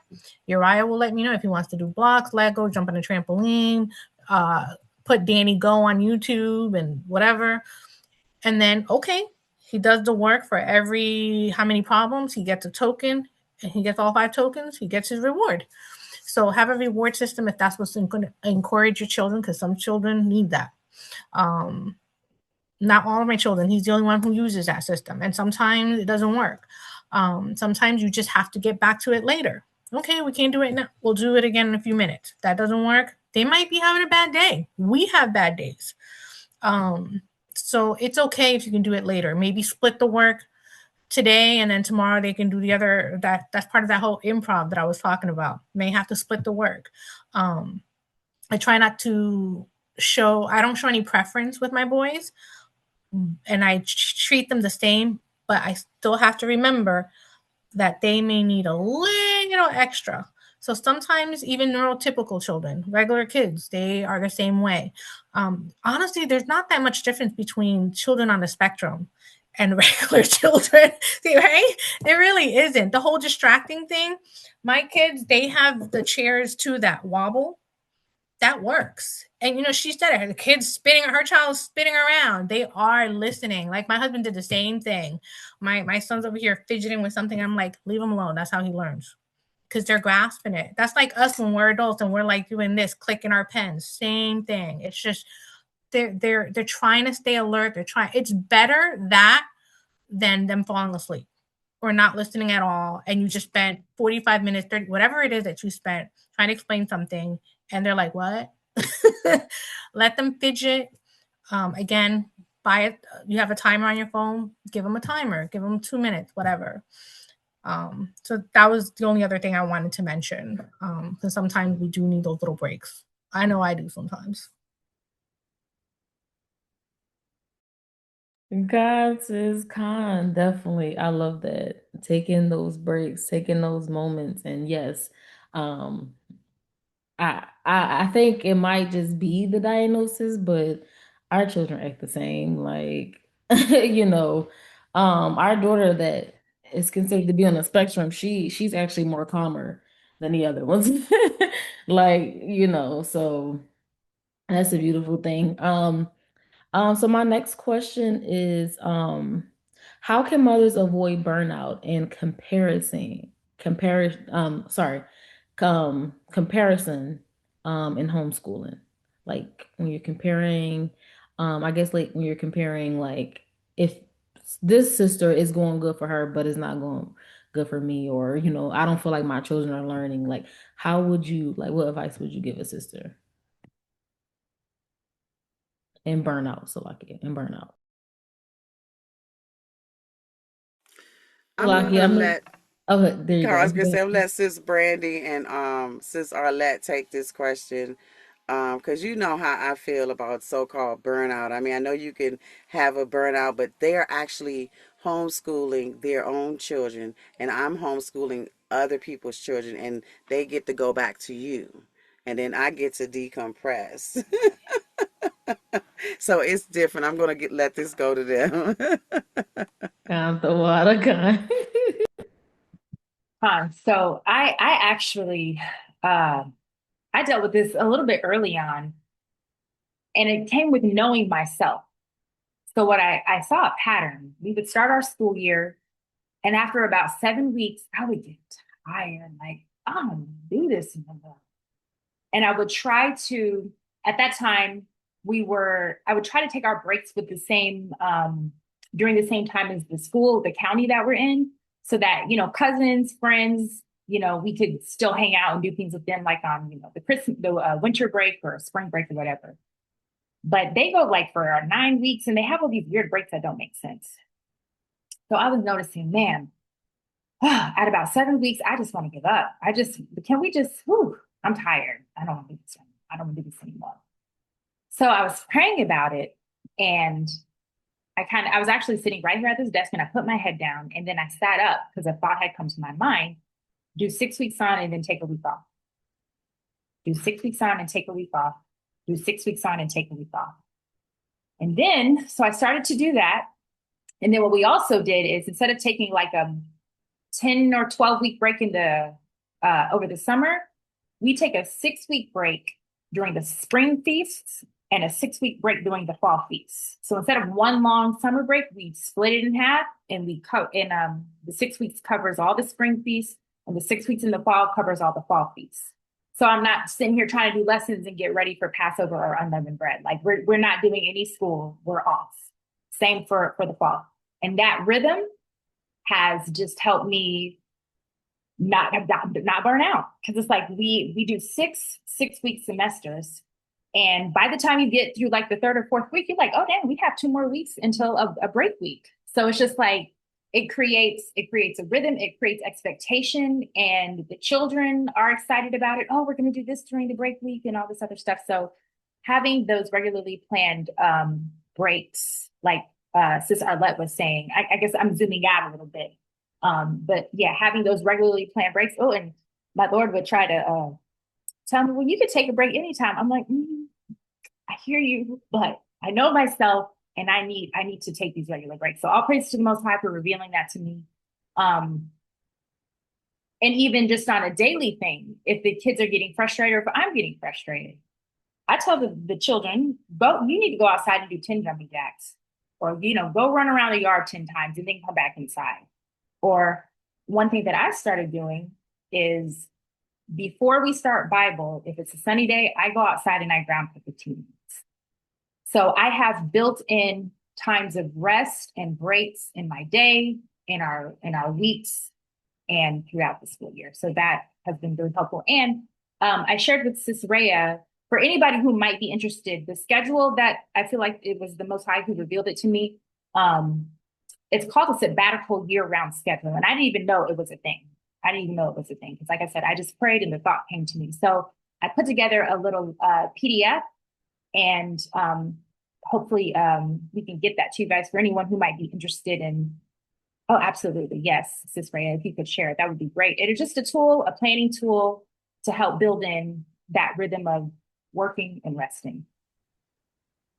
Yes, ma'am, I can pull it up for you. Give me just 1 second. All right, the water, sis. Ayanda bar. Okay, all praises. Do you want to kind of like, okay, there we go. Sure, absolutely. I'll just briefly explain it real quick, and then can you scroll up to the first page? I sure can. Pardon me. Okay. There we go. So this was last year. So we start in the last Monday of April, and we do 6 weeks on, and then we take a week off. Then we repeat that for a second semester, and then a third semester. And then after the third semester, can you scroll up a little bit, sis? I'm actually scrolled all the way up. Oh, would you like me to scroll down? Or down, I'm sorry, down, pardon me. That's okay. So then you see after the third semester, we have our fall feast 6-week break. And then it repeats semester 4, 5, and 6. So then on the second page is, hey, we don't all celebrate at the same time, Passover, we're usually a month off. So I just said, I'll leave it blank and you can fill in the dates as you like. So that's just kind of a bird's eye view of the year so that you're like, oh yeah, this will be a great time to, take a vacation or do this. So just, a tool that can help you plan that you guys are welcome to use. We'll get it I have it in a PDF format, so I'll get with you, Sis Mayah, about how to actually get that PDF out there so people can download it if they want. Okay, yes, ma'am. This is so beautiful. The water so much for this super helpful resource as well. Yes, that is beautiful. And I like how you said, how you realized that after the 7th week, it was just like, I'm ready to give up. So how you broke it down, okay, well, let's do it like this. Well, before I even get to that burnout, before I get to that 7th week, we're going to take a break. And those frequent breaks, I think is a beautiful thing because that's another thing that we learn. You got to be to school from this time to that time to be there, all these different months. Like, you might be lucky if you live, where it's snow and you might have a snow day or whatever the case is, but like intentional breaks where they can rest their mind, they can kind of like kick their feet up a little bit. And even in the still midst of those things, you're still learning. So that is really a great resource to have. And just to kind of plan out your year. That was a beautiful resource. And thanks for sharing with us. Sis Arlete, would you like to answer this question? Honestly, Brandi, thank you so much, Sis Brandi. That is awesome. It's funny because I had another sister who told me the same thing, that she basically during the fall season, she already has all of that out of the way. She does the same thing. So I was like, oh my God, that's so smart. So I already was planning on doing that this year coming up. Whatever. You know what I'm talking about. And that will be helpful to have it just written down right there. So thank you for that. Listen, sometimes I forget, talking between the Roman calendar and our calendar, it gets so confusing. But yeah, like I said before, you have to work out what works for you and your family so you don't get that burnout. The other thing is, what do you have going on health-wise and spiritual-wise? Because if you've got some spiritual battles, you may need to tweak your lessons or your week. You need to fast. You got to remember that you're fasting. So if you're fasting, you don't want to be in that aura of frustration and take it out on your children. So, not eating, not drinking water, and then the children decide they don't want to do this right at the moment. So you have to make sure that you are planning these things according to your health as well. I know here in this country, most women suffer from anemia. We're anemic a lot. because of whatever they've done to us. So you want to take that into consideration. Take your health into consideration. Because I know I suffer from anemia for quite a few years. So I have to make sure that I'm feeling fine so that I can do these things. Because just even sitting here, if somebody's anemic, that could just drain them and they want to go to sleep. So again, Sister Brandi said it, know yourself. And that also includes your health. Know your spiritual battles. I'm one of those sisters. I've had sisters sometimes they'll come to me like, I don't know what to do at home with my husband or whatever. And I'm known for giving advice. And there's been times where I'm like, listen, right now it's not going very well with me and my husband. I might be the cause of your divorce or separation. I'm not in the spirit to tell you anything because you have to know where you are. You have to be honest with yourself. You have to know how you're feeling and if you're going to be productive, especially with your children, because we are that example. We have to remember that, yes, we're homeschooling our family. And with that, we're teaching our daughters to follow that example. And we're teaching our sons whom they are to marry, right? So if we are showing them frustration and we're showing that we're constantly tired, so then we can't actually follow through with the homeschooling and the chores. And what are we doing? We're not really teaching them. That goes back to Deuteronomy 6, right? We're not doing what the Father is asking of us. So just take into consideration your own health. And again, even your children, if they have health issues, try to work according to that as well. Appointments, hospital visits, whatever it is that's going on. So that's basically it. Con, I love that. And I pulled something up what you said, like being the example. I was just talking a little bit to Sis Mama Ahava about that earlier, where, a lot of the times when I see my children starting to get frustrated with one another and, have less patience and kind of like, yell at each other and things like that. Being transparent, I can say that I have to do better because I am their example when they're dealing with one another. Um so when times I get frustrated and I'm yelling at them or I'm getting really frustrated and and then they're doing it, it's like that's a part of being that example. And I'm not sure who said it earlier, but when I think it might have been you, Sis Arlete, where you said like these are not our children. These children have to be given back to the Most High, and also on top of that, these are our brothers and sisters. So all the laws pertaining to our brothers and sisters and how we talk to one another. If I wouldn't talk to my sister like that, if I wouldn't talk to my mama like that, why do I get to talk to my children like that? This can discourage them. This can put them in a bubble. This can make them feel not protected in a way. Now, if you're going completely off, I'm going to check you. And the crazy part is I can do it very calmly, and that's when they get scared. Because it's just like, okay, so you did that? Did you think that was a good idea? Okay, well, I need you to go do this. And you're not going to get that. And that's it. But our example is to teach them how to confront conflict and still remember the fruit of the spirit. We weren't taught these things. We weren't taught how to, when things came up, I went into panic mode all the time. Like, and I'm still shedding that old woman, right? So I have to also give my children the grace and mercy that I want to receive from the Most High because, like I said, I'm still shedding that. I'm still trying to learn how to find a balance with being a wife, being a mother, being a sister, still doing my ministry work, still trying to, provide whatever I can for the house. But knowing that my children don't have to blame for the problems that I had to learn how to manage my emotions. The same way I want my children to talk to one another, brothers and sisters, is the same way that I have to talk to my Lord. Is the same way that I have to talk to them. So that's one thing that I'm learning, and I just pulled out from what you said is like we have to be that example. Like if you want your children calm and patient, then you have to be calm and patient. If you want certain things to go in your favor, then we have to take in consideration and consider our ways. So like, go ahead, Mama, how you can speak. Khan, I just wanted to uh, talk about the schedule too, as Sis Brandi and Sis Arlete said. So what we do at the homeschool, because we are all year round, um, the children get credit for all of the holy days. And we go to school on new moon, but if the parents decide that, okay, we're not doing, they're not going to be in school today, we're doing something else for new moon, they still get credit for the day because the holy days are what's important.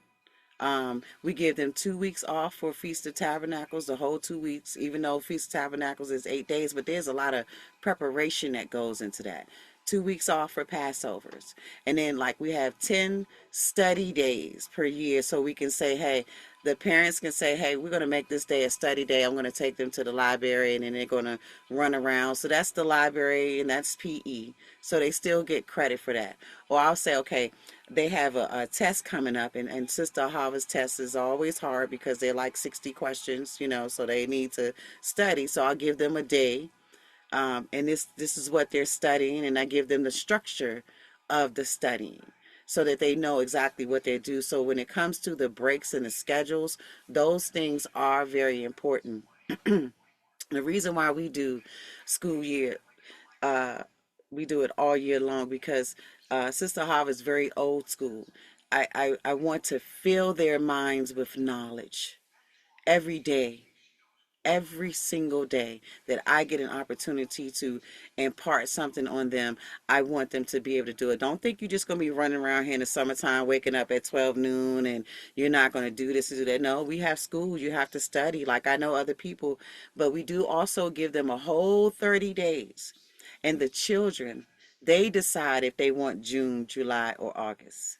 They have that opportunity, and they come together as siblings, as colleagues, as friends, as brothers and sisters, and they say, okay, somebody said, well, we're going to Atlanta and for 2 weeks in this time, or we're going here, so they all decide, well, okay, we're going to do August. And so for the month of August, and I hate saying those pagan days, but for that month, they're going to have those whole 31 days. There's no school, there's no studying. Let them be children. Like she said, let them take a break, let them have fun. But any of the holy days, the students, they get credit for it. And then we teach on these holy days in the school when they come around, so they don't miss anything. And then we teach them about the celebrations of us being Israelites, in that scheduling, organizing your time. You need to know how to organize your time. So there's some things that you do have to have a structure. 8:55, all the children have to log in, because from 8:55 to 9 o'clock, I need them to gather all their school supplies. So when 9 o'clock come, you are ready to learn. But I've switched it so that from 9 to 9:15, we're just talking. They're talking about what happened yesterday. They're talking about what happened this. And it's usually because of the boys, it always ends up with this game and that game. And so we start a thing now, like, of a scale of 1 to 10, how did you wake up this morning? And you will be so surprised at these beautiful answers that they give. This morning, this child said he woke up at a 0.5. I was like, wow. First of all, that is unacceptable because this it says from 1 to 10, but it was so beautiful because today was the day that we were going over these numbers with the number line, and I was able to show him, like, this what your 0.5 is right here. Like, this is not good. It's you over here on the negative side right here. And so it was just so beautiful to remember when you were a child. What would have made it easier for you? If someone had to just listen, she doesn't learn like that. I love what Sis Arlete said, like the school system failed her. Like, even though C is passing, but that she didn't want that. She didn't like that. And whoever was around her, that was okay for them, but it left a stigma on her where she says, okay, no, I'm going to break this generational curse. That's the attitude, that's the mindset that you must have, when you're dealing with your children in homeschool. So having those breaks, and especially centered around the holy days, that is leading by example. Okay, so I yield. I just wanted to say that, daughter. Khan, that was beautiful, Mom. So going into just like any final thoughts, for all the speakers, any final thoughts, any words of encouragement to the sisters that are already on this journey or thinking about taking this journey, just any encouraging words that you may have. I want to say, I've said it before, just go ahead and do it. Just do it. They're just saying that you have to be uncomfortable for challenges, right? To make changes. If it's comfortable, you're not doing anything. You're not making any progress. You're not pushing that boat along, right? You got to get somewhere. You got to row that boat. And it's going to be uncomfortable. Your arms start to hurt. Your back starts hurting, but you got to keep on rowing. You got to push that boat, especially for your children. I did want to say, I wanted to touch something about the high days, the new moon. My children love the new moon. Faith is 5. She was 3 years old and she knew the entire cycle of the moon. Because what I did with the new moon is the whole week before the new moon, I would have different types of worksheets where they had to do stuff with the new moon, color it, they had to paint it, they had to. My kids I don't even remember it, okay? And I taught them that. And they look at the moon, it's a waning gibbous today. And I'm like, yep. So that gets them excited and they already start counting. Oh, the new moon's coming up. Buy a round cake or make it. Make a chocolate round cake. Have them help you decorate it. Again, you're doing math. There's so many ways with the high holy days that you can help teach not just the academics, but most importantly, our tradition, the Father's tradition, the generational gift that he has given us, the perpetual high holy days, right? So like the new moon, like I said, the new moon is the biggest thing with my kids. They have a fascination with the new moon. They look forward to it. They kind of already know when it's coming by just looking at the sky. They look at the calendar. So make it fun. I think Sister Brandi said that. There is a lot of sisters too, if you find them on Facebook, that have printout coloring pages, painting papers. I don't know if you guys follow Sister Arthur Keturah. She lives in Belize. She's on Etsy and she sells things. Everything that she sells is printouts. You print it out and the kids cut it out. She has game boards, like whole games that for Purim, for Feast of Dedication. And it's all, again, catered for us. And it's not with the image of Caucasian. It's our images. They've got, our hair textures. It's so beautiful. We have to teach them to embrace us. I didn't experience what a lot of my sisters experienced. My mom experienced racism because she's very dark. I came out light skin like my mom. But when they see these coloring pages and they know it's biblical, it means so much. It means so much. Because if we look back when we were growing up and we thought Jesus was white, right? His name is Jesus and he's white. It makes a whole difference for our children. Knowing that they're Israelites and knowing that they can learn at home academically and learn who they truly are according to the scriptures and live righteously. My kids have never celebrated Christmas.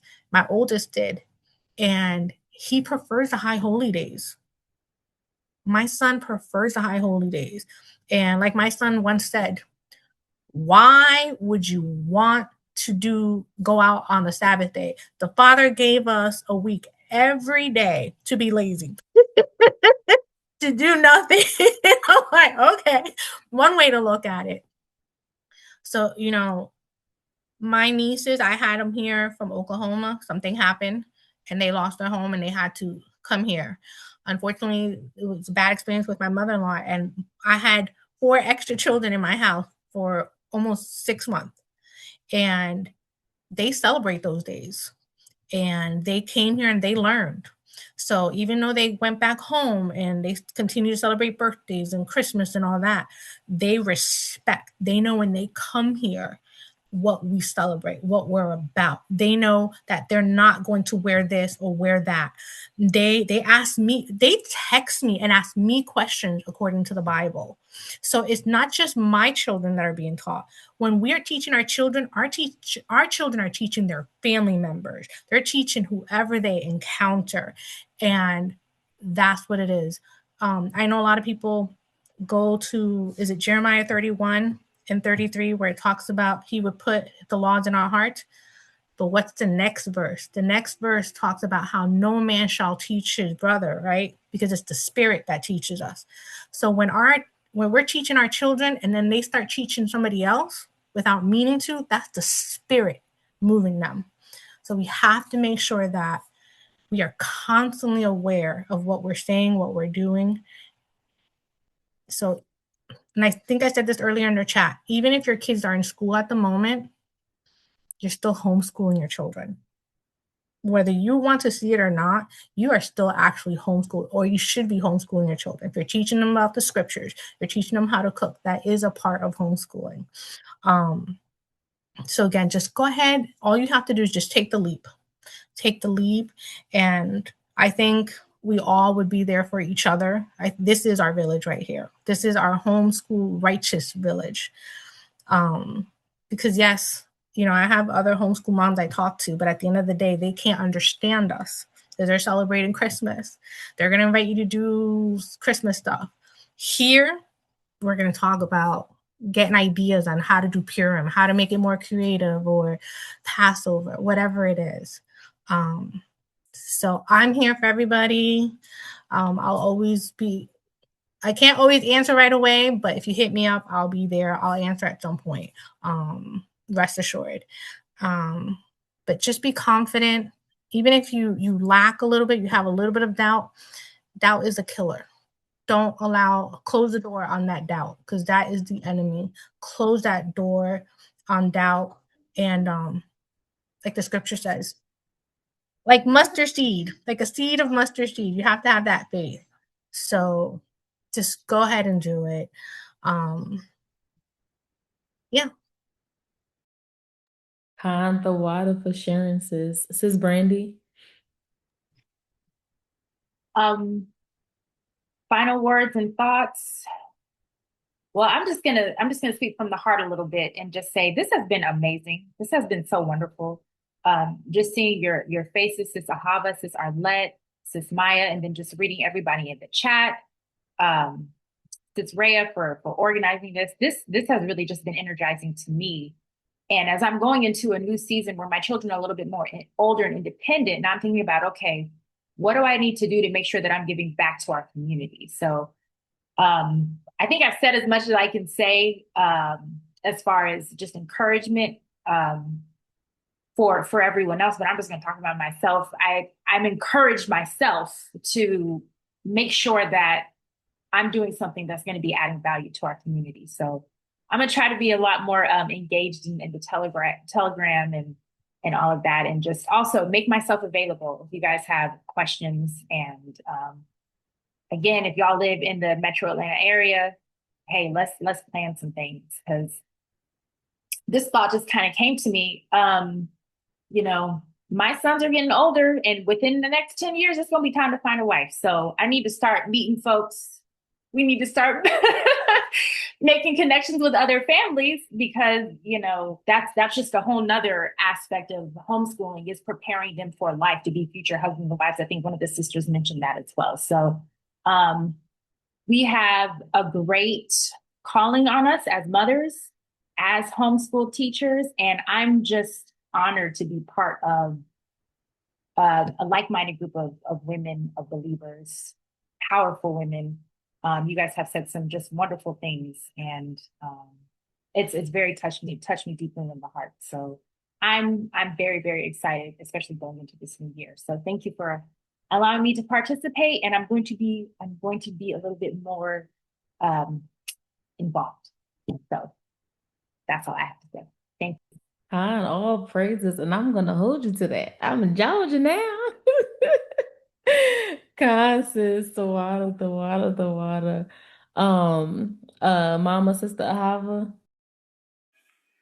Con. All praises to the Most High. I'm gonna talk about the Learning Academy. But first, Sis Brandi and Sis Arlete, it was a pleasure to meet two like-minded sisters, mamas. I can hear and see and feel the passion that you have for your children. Like that is what they need, and they're going to take that spirit and that energy, and like you said, they're going to pass it on to other children.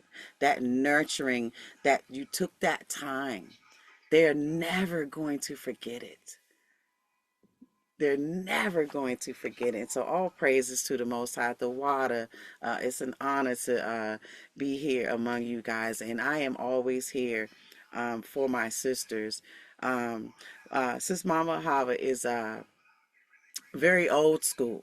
Okay, I think in terms of what if there's no internet and what if there's no electricity? How will we still have to teach the children? And this is why everything we do first and foremost comes from this Bible. The way that we do the curriculum, we do a lot of memorizations. You know, I know people thought I was crazy. What do you mean the one and ones? First and foremost, we learn every chapter 1, verse 1. This is teaching them memorization techniques.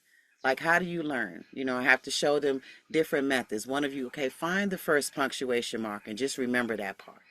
You know, these first one and ones, all of these start with the word, they start with the adverb now. You know, when they get their one and ones, it's broken down into parts of speech. Is this the subject? Is this the object of the preposition? Like, what is this? There's so much that you can do. So I'm more academic focused, but definitely coming from the Bible. We have our dictionary set, this dictionary thesaurus and a vocabulary builder. Um, I don't want our children to be tricked with words like we were. This is why the intelligence is important. We were, like Malcolm X said, we were hoodwinked. You know, we really were, because they used words that we did not know. But the book makes you smarter than any average scientist. So if you use the words in there, and the book is full of repetitive instructions on good people do this and bad people do this. And that's the best teacher. He's the Most High teaches us attributes, you know. So with the academy, we take all ages. I want them at 7 because I need them to be able to distinguish between a capital letter and a smaller letter, and to be able to write, because I teach them note taking. It's college. I teach them note taking. Day one, we take notes here. So yeah, then the second week, they's like, my fingers hurt. I said, oh, get used to it. They're gonna hurt a little more. I said, but then it'll get better. The more you write, the less it'll hurt. You know, reading is fun, the mental. You know, and I'm very serious about teaching them how to read.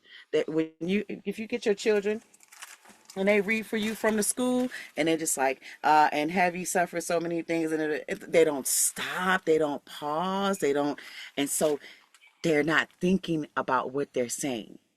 And then when you're teaching them about this book is full of power, and you tell them you're reading the word of the Lord, you're reading with power, so you can't be like, and Mary had a little lamb. Like, you can't do that. This is the word of the Lord. Like these words, they are life, they are spirit. So this is teaching by example. And so at the academy, we don't teach doctrine. We do not teach doctrine. We don't, because you on Friday, Saturday schedule, or you on Wednesday this month, or Tuesday this. We don't teach any of that stuff. We do thus saith the Lord. And we have conversations with them. I don't treat them like they're children. Salakia, go ahead, Rhea. You got I think you're trying to chime in. Yes, ma'am. I just wanted to know if you would like me to share your homeschooling information that you put in the chat. I actually pulled it up for you. Yes, please share it. Share it. Okay, yes, Con ma'am. con. And so you have a uh this grand opportunity. If you are a working mother, our school is from 9 to 2, or 8:55 to 2 p.m. Eastern time, and I'm on Central time, so I'm an hour earlier, so it's from 7 to 1 for me. And I do that because I know that my Israelite parents are working. So I'm going to be there with them during the daytime, and we do some tutoring.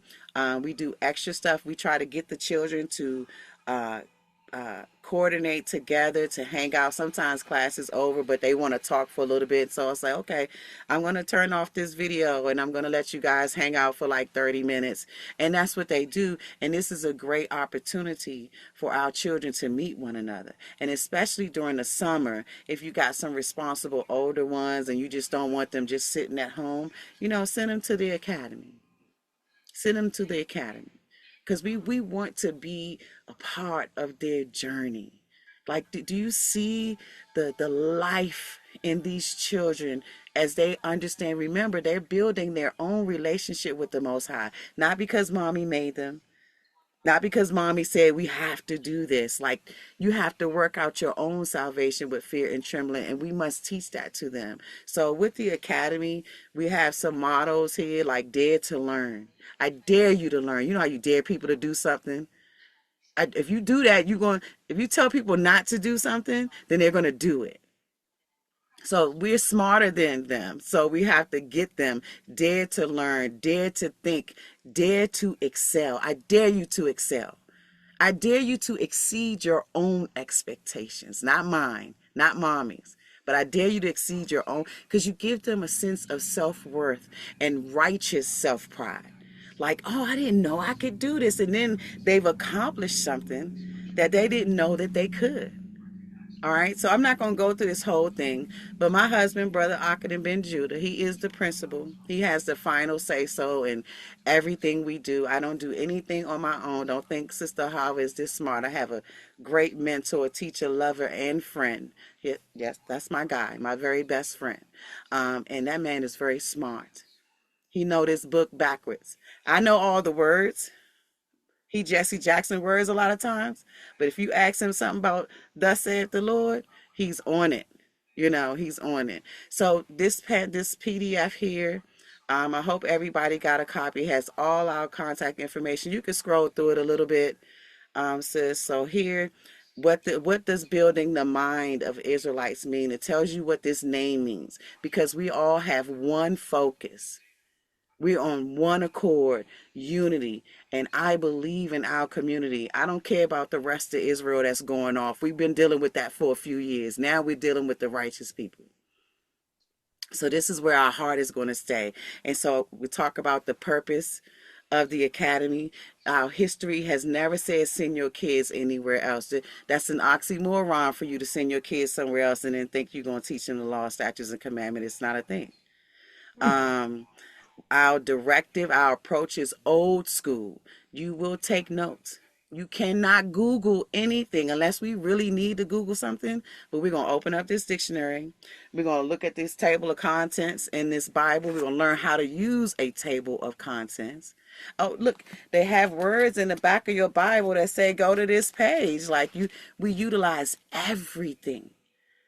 We don't need any extra source, because if they cut the light out and all I got is a flashlight, I'm open this Bible. And this is what you teach them. What do they know how to do without the internet? What do they know how to do without electricity? And you're the oldest brother or the oldest sister. Can you teach your sisters and brothers if mommy and daddy are not here? What can you do? Scroll up, sis, Baba Kasha. Up, down, Up or down? the direction. Oh. Yeah, that way. So the age range and eligibility, keep going, sis. Enrollment process. I am the enrollment process. So there is an interview that I have with the parents. I want to talk to the parents because this is a family curriculum. It does not work without you. So yes, you are going back to school because you will have to help with homework. You will have to help that child. So yes, when you come home from work and you're really tired and you take care of Mr. Man and all of that stuff, you still got to help that child at homework. They need that. And that makes them feel special that you took the time out, even after you've worked, even after you've cooked, even after you've been taking care of all your duties, and you still have time for them. All you need is 30 minutes with your child in the evening. Just 30 minutes of homework time. That's all you need. Keep going, sis. I don't need their social security number, okay? I do not need that. The parents' responsibilities, there's a page on there. It talks about what we provide, what we can do, yearly operation of the academy. So all the information, keep scrolling up because people always ask how much stuff costs. We have an attendance and discipline policy. Like, listen, your child hard-headed, send them on here. Come on, just send them on. Now it doesn't work without the family. So the mother, the father, the aunts, everybody, Sister Ahava, Brother Akaton, we have to be on one accord with this child. And it doesn't involve yelling all the time. Even though I do yell, hey, are you awake? Don't you? I am very tough on our kids. I have no mercy on their age. Because if David could kill a lion and a bear, imagine what our children can do in 2026. So, I'm a little tougher on them. We don't have really too many extreme discipline problems.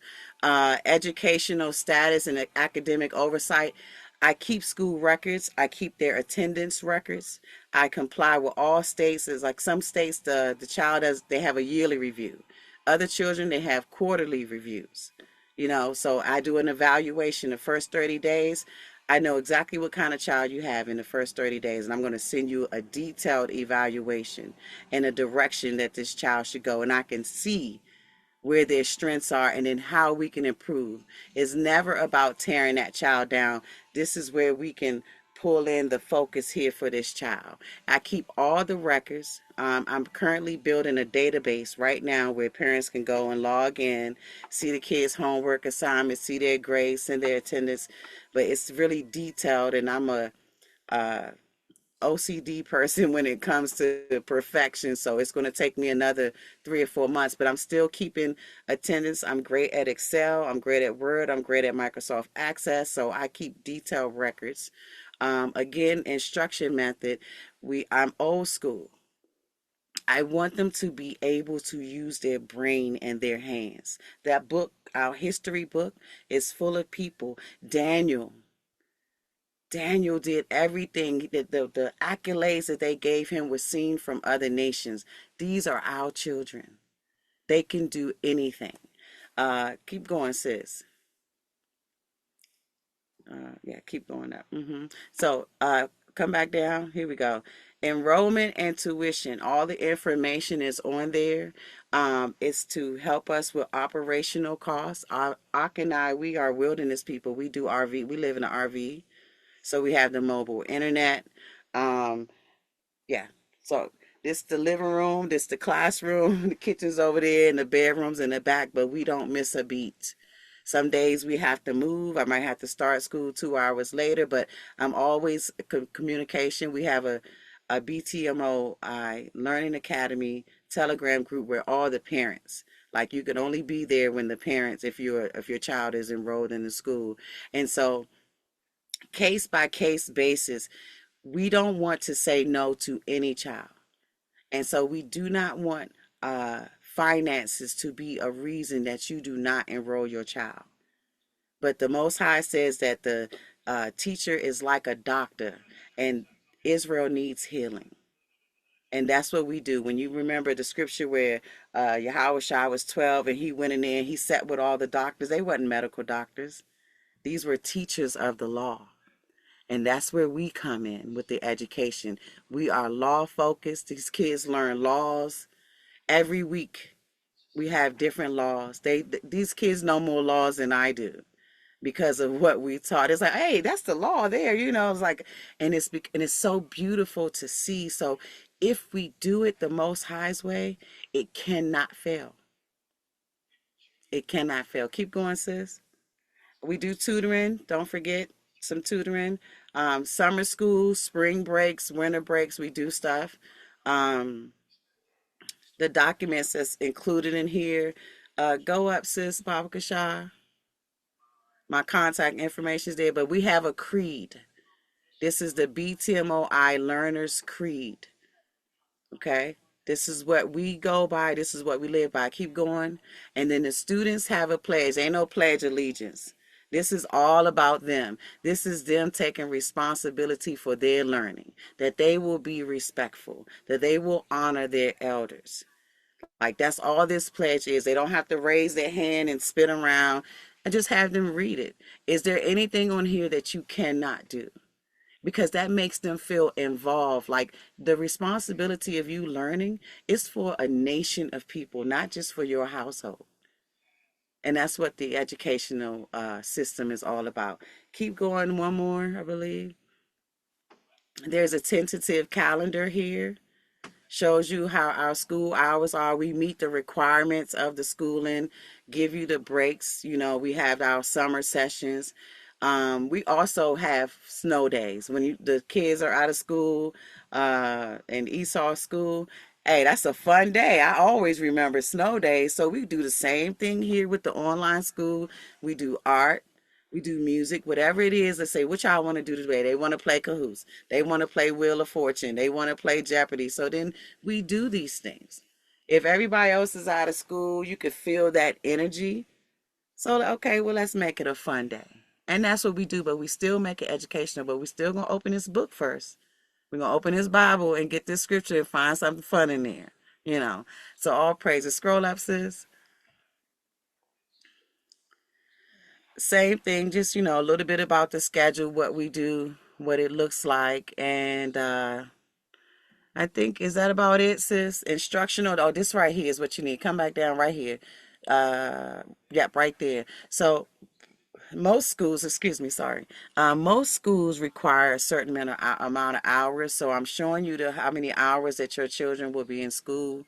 And it far exceeds, and this will help you if you have trouble with them, like with the court systems or something like that. My child far exceeds your requirement because we are doing it the way the Most High say, teaching them all the time. So that information is on there, and this is the universal standard of the required hours. Go ahead, sis. And then this is what we expect. This is for the student and the family. So you know exactly the type of tone that we are setting. Okay. I am very serious about education, but that education involves this book first. Okay, so you don't have to worry about, oh well, Cornelius was an Israelite or he wasn't. Ruth was an Israelite if he wasn't. Like I'm not having that fight. We got a scripture to say don't be arguing about endless genealogies and all of that stuff. We're not getting into that. We're gonna read the text, break down these words, ask your parents what their thoughts are about it, and what your parents say, that's what you go with. I don't care what this academy say. What your parents say, that's honoring your mother and father. Let the Most High work that out. Okay? So we don't ever teach them to go against their parents, ever. Remember, honoring your mother and father is the first commandment with the promise. And we must, as teachers, as mentors, honor that. Okay? So don't worry about it. We won't change their mind. And they won't come back talking about some he, she, they either. So all praises, you guys. So I encourage you, reach out to these sisters. Sis Brandi has a proven story. A proven story. Lean on that sister. Sis Arlete, she has challenging things that she has to go through. Call that sister and ask her how she get through a day. Okay? So all praises to the Most High. You guys, I love you. I'm here. Sis Rhea, everybody has my Telegram or phone number, or the contact is on that sheet. Reach out to me. I love y'all. I love you too. Shalom. That was beautiful. Sis Arletta, did you say your final? Oh yeah, you did. Uh, and I believe Sis Brandi did too, right? Or did you? Okay, all praises. Okay, so we're gonna just quickly open up the floor. Um, Sis Brandi, did you have any resources that you would like to share?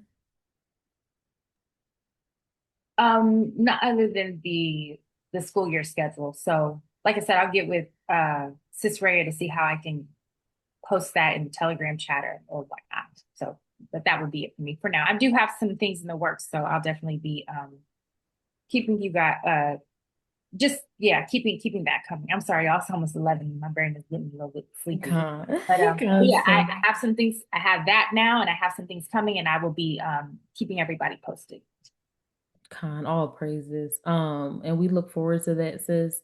Like I said, I attest to Sis Brandi. I'm now just meeting Sis Arlete. So it's been beautiful hearing from you. Mama, how the school has been proven.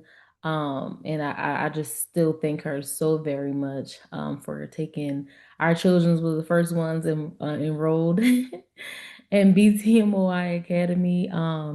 And it really is a beautiful thing.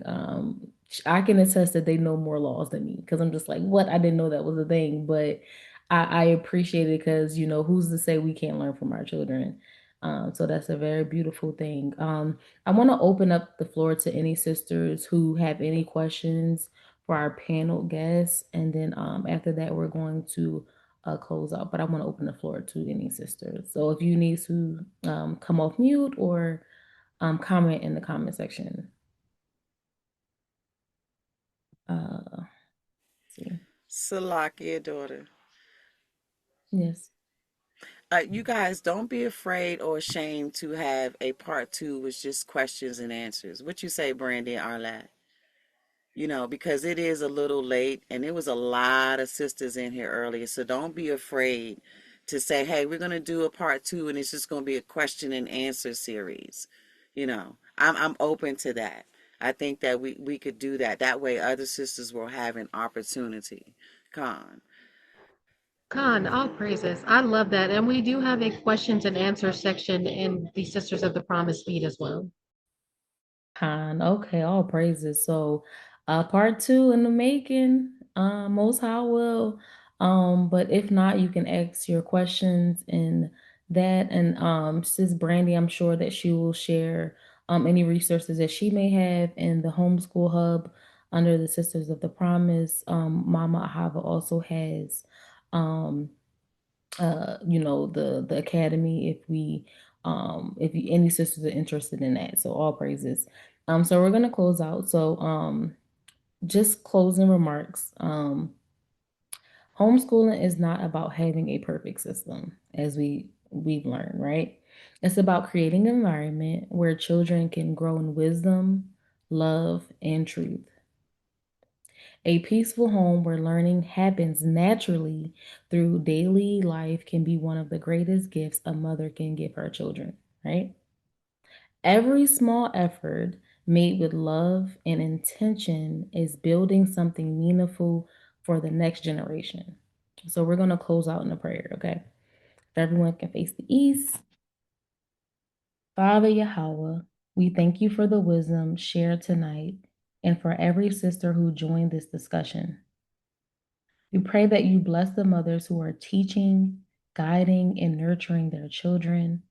Give them patience, strength, and peace in their homes. Let their houses be places of learning, growth, and righteousness. Help us continue to support one another as sisters building our homes with wisdom. In Yahweh name we pray. Amen. amen. And again, thank you for all who joined, all the sisters on the panel.